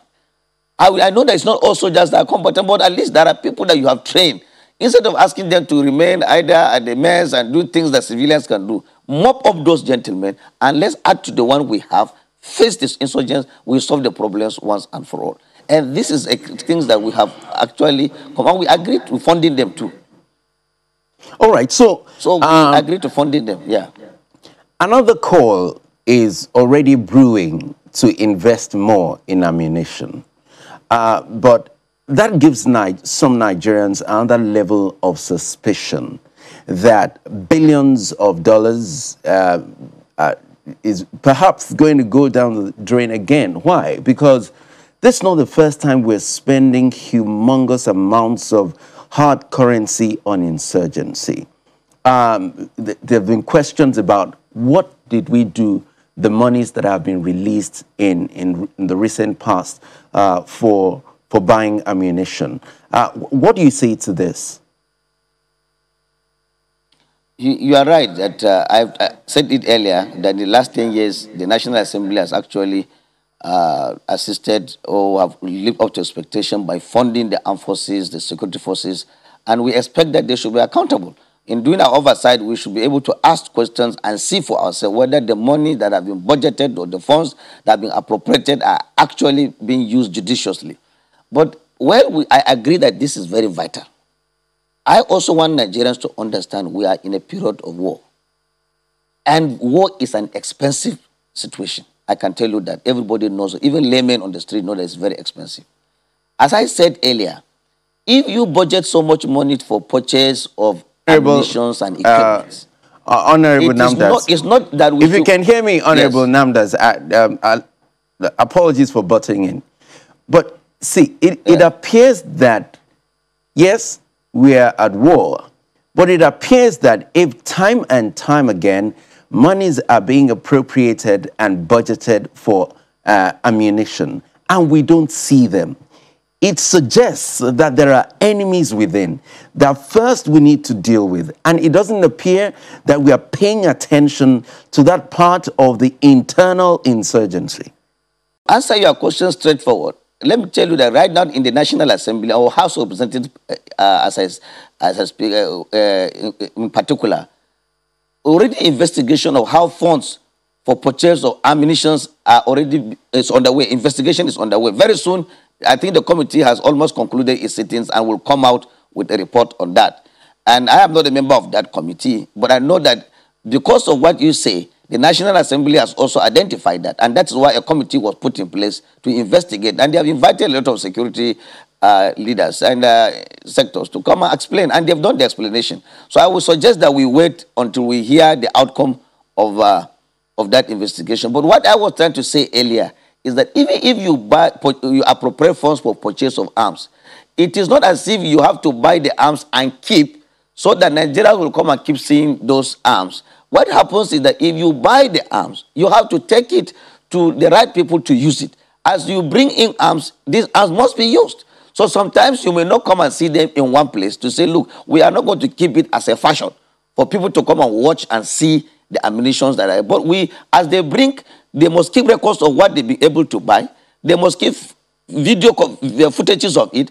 Anytime we come, we should be able to see it. But at least this thing must be used. And again, I must tell you that because the challenge has increased on a daily basis. It used to be only insurgency. Today, banditry, cattle rustling, farmer headers crisis. So the problem is also increases. It's increasing on a daily basis. So you can see that the challenge is increasing. But I agree with you that there must be serious investigation. But we must recognize the fact that even as I speak, the funding is still low. I don't know what people see it, but it's very low. I am a chairman House Committee on Army. I can speak authoritatively on Army that in 2021 budget, 29 billion was budgeted for purchase of capital, And if they say capital, it's not even purchase of ammunition alone. This capital indicates that you must be able to renovate all the barracks, you renovate buy equipments with it. So it's not just only for equipment. And 29 billion, my brother, it is very, very, very, very insignificant for the Nigerian Army to pursue. This is just the truth. But what I say is that even if you give somebody 10 naira, you must like to see value for money. You must like to see whether that 10 naira is used. But the truth is that the resources is too small. And that is the truth. Today, if I am to tell you exactly what is happening, you will be shocked to say that these things. But you know, everything we can say it on television. But I must tell you that this is a serious business. We must make it. Let us support them. Give them the ammunitions, give them all the necessary funding, and then give them time limit. Now we have a new chief in town. Now, tell us, we are going to invite him. What is going to be your strategy? Explain to us. How do you intend to win this war? We will give you. We talk to you, we are parliamentarians. We will also tell, look, if you don't achieve this, we recommend certain things against you because we are the ones that are oversighting you. So tell us, and very soon he will come for confirmation. And we wait and hear from him. All right, moving on in that conversation, in the last decades or even farther back, we see that these stories of banditry, kidnapping, and insurgency happened in the upper hemisphere of the nation. But we see that we're hearing stories of insecurity literally everywhere in the country. And we just had a conversation about corruption in the country. People are not satisfied with quite a number of things, especially how the country is being run, how resources are being used, and stuff like that. This rapid increase in insecurity, what do you, on what table do you put it? What do you think spurred insecurity literally across the country in the last few years? This is just as you are right. I think this is even the reason why we have a summit in the first place. We are very concerned that you cannot live in a country where on a daily basis report of insecurity challenges is on the increase. People cannot travel by road. I mean, some people have decided to avoid even traveling by road. And now all of us in this country are not rich enough to use the aircraft on a daily basis. Some even cannot even afford to even use motorcycles. They have to trek. And we have to be concerned about the man that cannot even have a bicycle, have even a motorcycle. So you can see it's a very serious challenge. Even as a politician, for me to mingle with my people, I will require peace. And therefore, if there is no peace, election will not even take place. You cannot enjoy even life as a human being. So we are worried that this thing is happening. And that's why we are asking questions. How come that Boko Haram, that is not even trained, or that they receive training from the people that is not formal, and they are fighting with people who have trained, it will take us 12 years to prosecute this one, and it appears there is no end in sight. This is a very serious matter. We are worried. I said it before on this on a particular program on channels. I said, for example, now Shekau is alleged that he has been killed. You see, assuming it is our security forces that are able to arrest him, the ratings of our security forces will have increased. Honorable Namdas. Assuming we are able to... Honorable Namdas, please hold on a second. A lot of people are interested in this Shekau matter. We believe that by virtue of your position, even in the National Assembly, you should be able to tell us whether Shekau has been killed.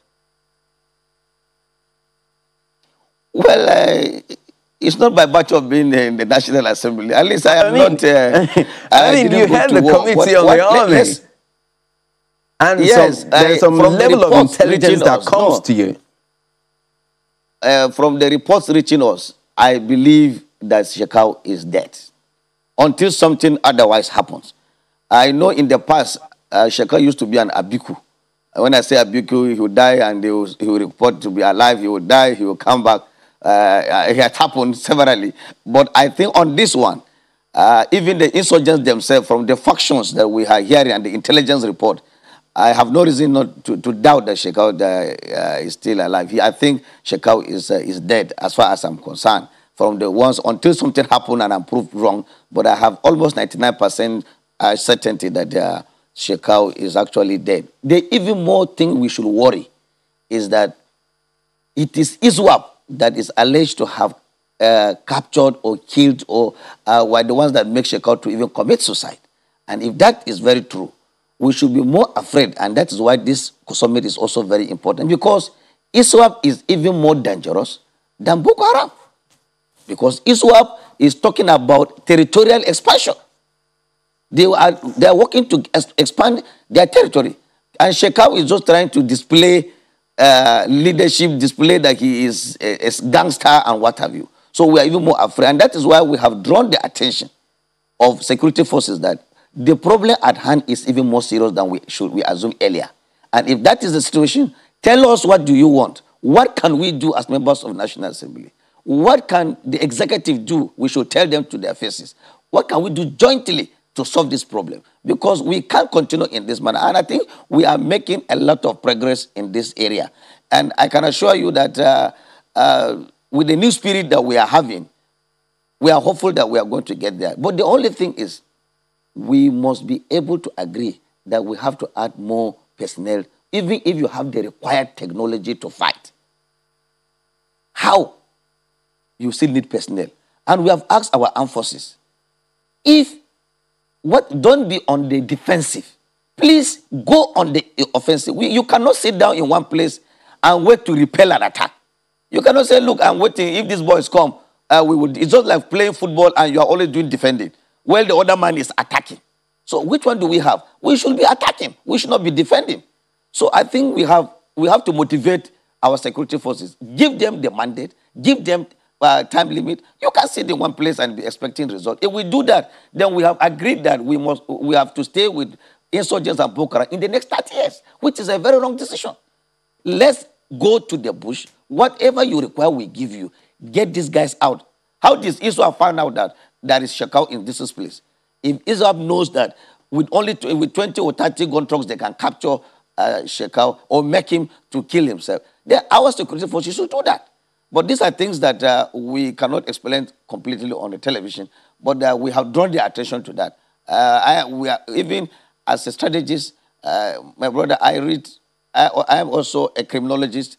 I'm not part of the chairman of House Committee on Army. I know, as a PhD student in security and strategic studies, I also have little knowledge of security. So we must be on the offensive.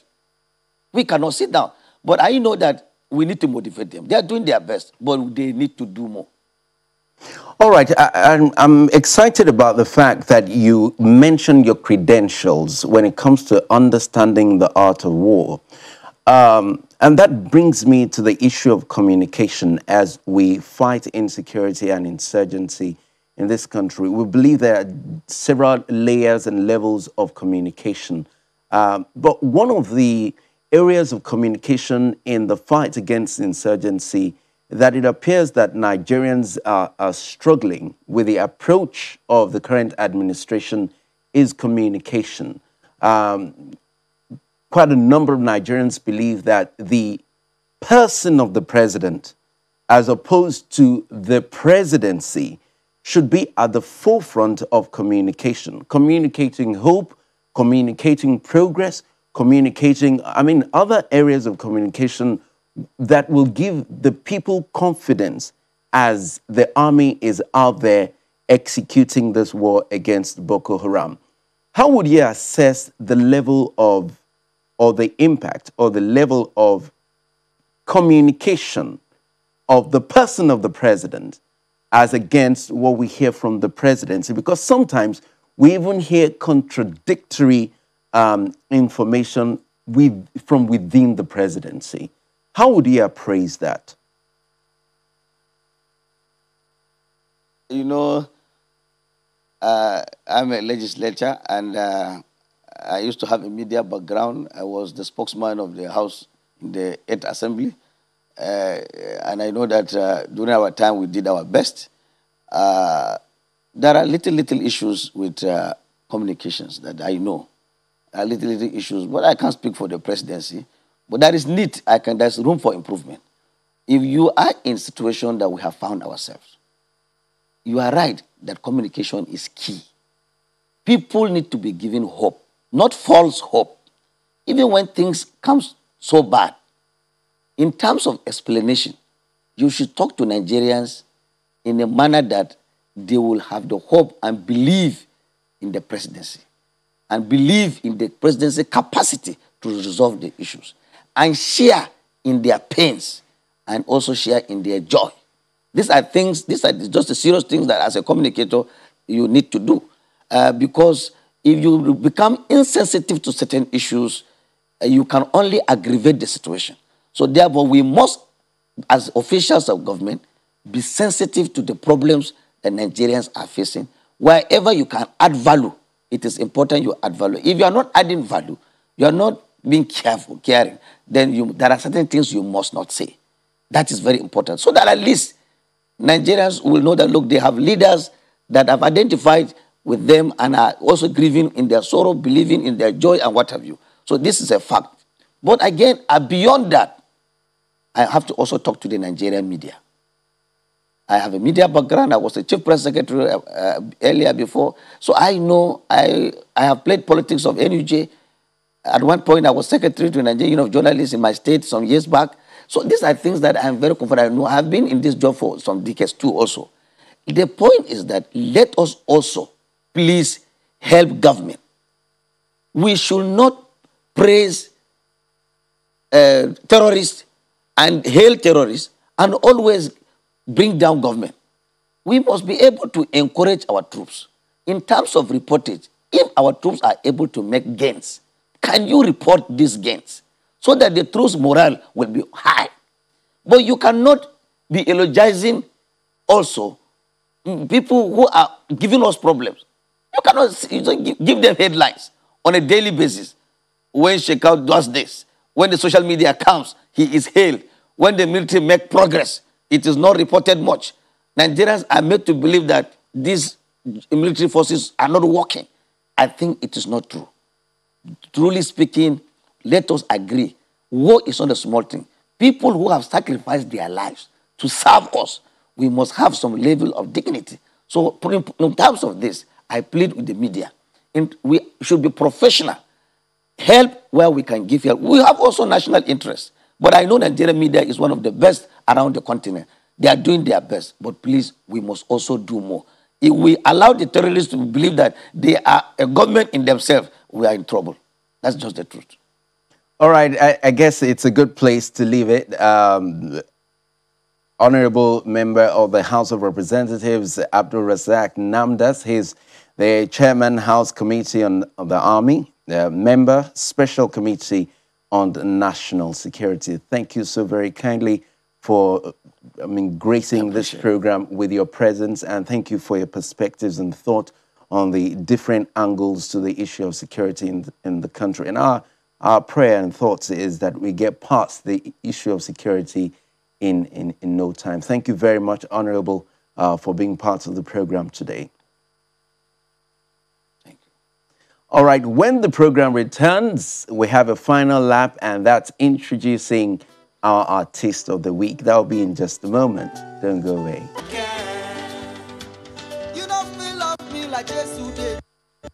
There is no one in the whole world that can. You don't fit do all the things he has done. There is no one in the whole world that can. All right, thank you very much for still staying with us on Sunrise today. We're on the final lap of the program, and I mean, it's that part where we let our guards down and discuss the issues of entertainment, apart from the hardcore issues of security, making money, economy, and all of that. It's time to unveil our artist of the week. Jude Chukwuka is an actor, a movie producer, and a brand influencer. He has acted in several movies, including The Delivery Boy, Lockdown, and Timeless, as well as several television series. Jude Chukwuka started his career in 1973 with a drama presentation of Bishop Olubunmi Okoje, who was appointed Archbishop of Lagos far back then. From there, he moved to drama in church, where he was given an opportunity to perform a stage play. The native of Anambra State, who speaks Yoruba fluently, also has acted in several Yoruba movies. The Lagos-born actor has had his primary education at St. Thomas Primary School at Tunrashe in Surulere, so he's a Lagos boy. His secondary education was in Delta State, and his higher institution, high institution he attended was the Federal Polytechnic Ilaro and Yaba College of Technology, where he studied accounting, and he is happily married. So viewers at home, welcome actor and entertainer Jude Chukwuka. You're welcome. Thank you very much. But quickly, I would want to make 2 corrections. Okay, great. I am not from Anambra State. I am from Delta State. Oh, Delta State. I am from Idumujuboko. Idumujuboko. In Uboko. Okay. In Aniocha North local government area of Delta State. Apologies, that must have been... No, I know. However, also, my primary school, my secondary school rather, which was Archbishop Agi Memorial Secondary School, Mushi. I just had a 1-year stint in Delta State. Oh, that is Ekukwabo Grammar School. I see where that I see where that came from. But I just had a 1-year stint in Ekukwabo Grammar School. But my secondary school, Archbishop Age Memorial Secondary School. I'm also a Mushin boy, so... Yeah, I see. So you're welcome. I'm honored. Let's begin with your looks. Very theatrical. I mean, this is something you would see on stage. I mean, it's sort of... do you think that pigeonholes you in a certain kind of a role? I do not think so. It is not how you look like. It is what your director wants the audience to make you look like before them. That is most important. It is not carrying this face. I'll say something. When I was shooting, when we were shooting this TV series for Urban Life, Castle and Castle, I was having a private conversation with Richard Moffett Davijo. And I said, Jude, I can't look like you to even save Nigeria. You know, he's absolutely. You know, I'm going to pick up on that. He's a clean-shaven guy, you know. Yes. And I told him, do you know it is because I look like this that we can sit on the same set and act. If I had wanted to look fine, I was still back on the queue of those guys who want to look spick and span, ties and all that. So it is because I look like this that I have been casted for a major role where we can sit down and talk. Because between me and him in the industry, it's not just a gap, it's a chasm, okay? But for us to sit on the same set and converse, then it must have been, my looks must have counted for something for us to sit down and talk together. So I will tell you this, it is not how you look. When you see me in the various roles I have taken up, at some point the looks won't matter. It is who has this guy assumed and what message is he passing. So I see you agree with me to a certain degree, but then you recoil to make that point about you and RMD being on the same set by virtue of this look you carry. So I see the point you're making here. It's also about the actor, but then there are certain characteristics that I mean, the director just have to look your way to have that role on set. So I get that. How long have you carried this look? As far back as 2010. 2010. Let me give you the That's genesis. 11 years. Yeah, let me give you the genesis. Absolutely. I was facing very hard times then. Very hard times. I am a Christian. So in that, I just left it in protest. I said, God, if you don't bless me, I won't shave. I won't clean up. More like a wilderness experience. Yes. Yeah, because I mean, and this is on a lighter note, but it's also serious. You appear to me like Moses appeared after his stint in the wilderness. Not just that. I hear some people call me Adam, some people call me Moses, some people call me Father Abraham. You know, but the point I was trying to make. Yes. But the point I was trying to make was, I grew this look in protest, but I did not know God was actually setting me up for a look that will shoot me to a height that I now currently am. So for the looks, it had been very long.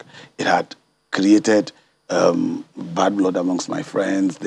Why can't you just shave? Are you the only one suffering? Are you the only one? You know, for a while, but now everybody is used to it, and you hear younger actors tell me that I inspire their current look. Even when they don't have the guts to leave the thing flying, you know, they will still do this clean thing and all that. But they will tell me that the beards they are wearing is or was inspired by the way I look, and that's it. All right. So before I leave the matter of the looks, so has this become a signature for you, or is there a possibility that you might get a role that will require that you shave this off? Would you take that role? Yes. You know, without casting aspersion on the Nigerian television or film industry now, I was tempted to shave it because most of them want they'll cast you because of the way you look, not because of what you can deliver. So I was afraid they'll make me a stock character. So that way, I was almost tempted to shave it. But I had a conversation with a senior colleague then who was telling me, who says there are no lawyers with beards? Who says there are no doctors with beards? Who says there are no policemen with beards? Who says there are no soldiers with beards? If we don't know anyone, we know Juku.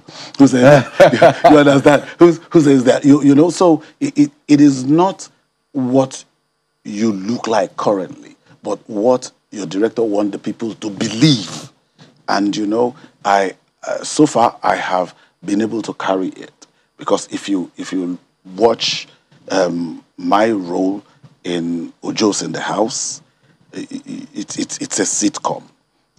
By Ebon Life, you will be like, is this guy? Then you watch me in Ajoche, where I played the dumb chief priest. You will not be able to link both. If you watch Skinny Girl in Transit, where I played this laissez-faire father and all that. So it is not, and you will know it's Jude, but you will not be able to trace that person that you saw in films earlier. You'll just, why, this is a different Jude. And that is where I thank God he has given me success. All right, so let's broaden this conversation. Now, you have sort of found a way to find expression within the industry. And in your case, it's about the looks. It's partly about the looks because you have certain other qualities that justify your position in the industry.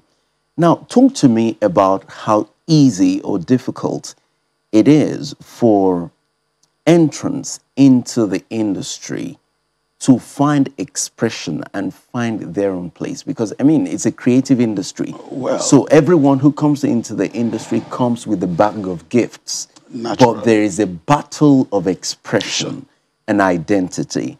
How does that journey happen? First, I do not believe no actor comes into the industry and says, I want to look like this. I'm coming. Because if you at the beginning insist you want to look like this, you may never find expression in that space.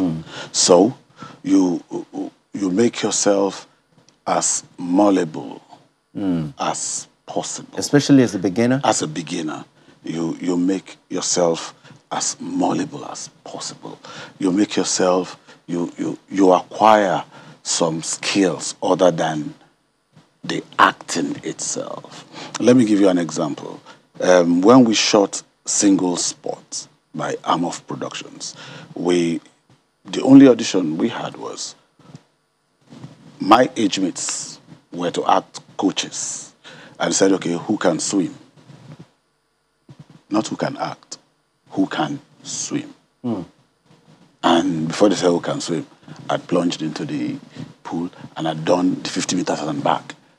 And the rest were still in jackets trying to see how they can ask the director to cheat for them should they get the role in case they cannot swim and all that. And the casting director was so blunt. He said, my question is, who can swim? So you see, it is not just the acting part of it.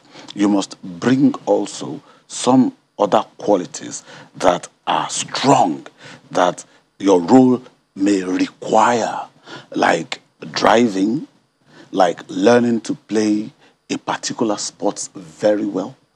If I can play football and I can play table tennis very well, you understand? So these are little things that would give you an edge over the good-looking guys, and that is where you begin to make a space for yourself in the industry.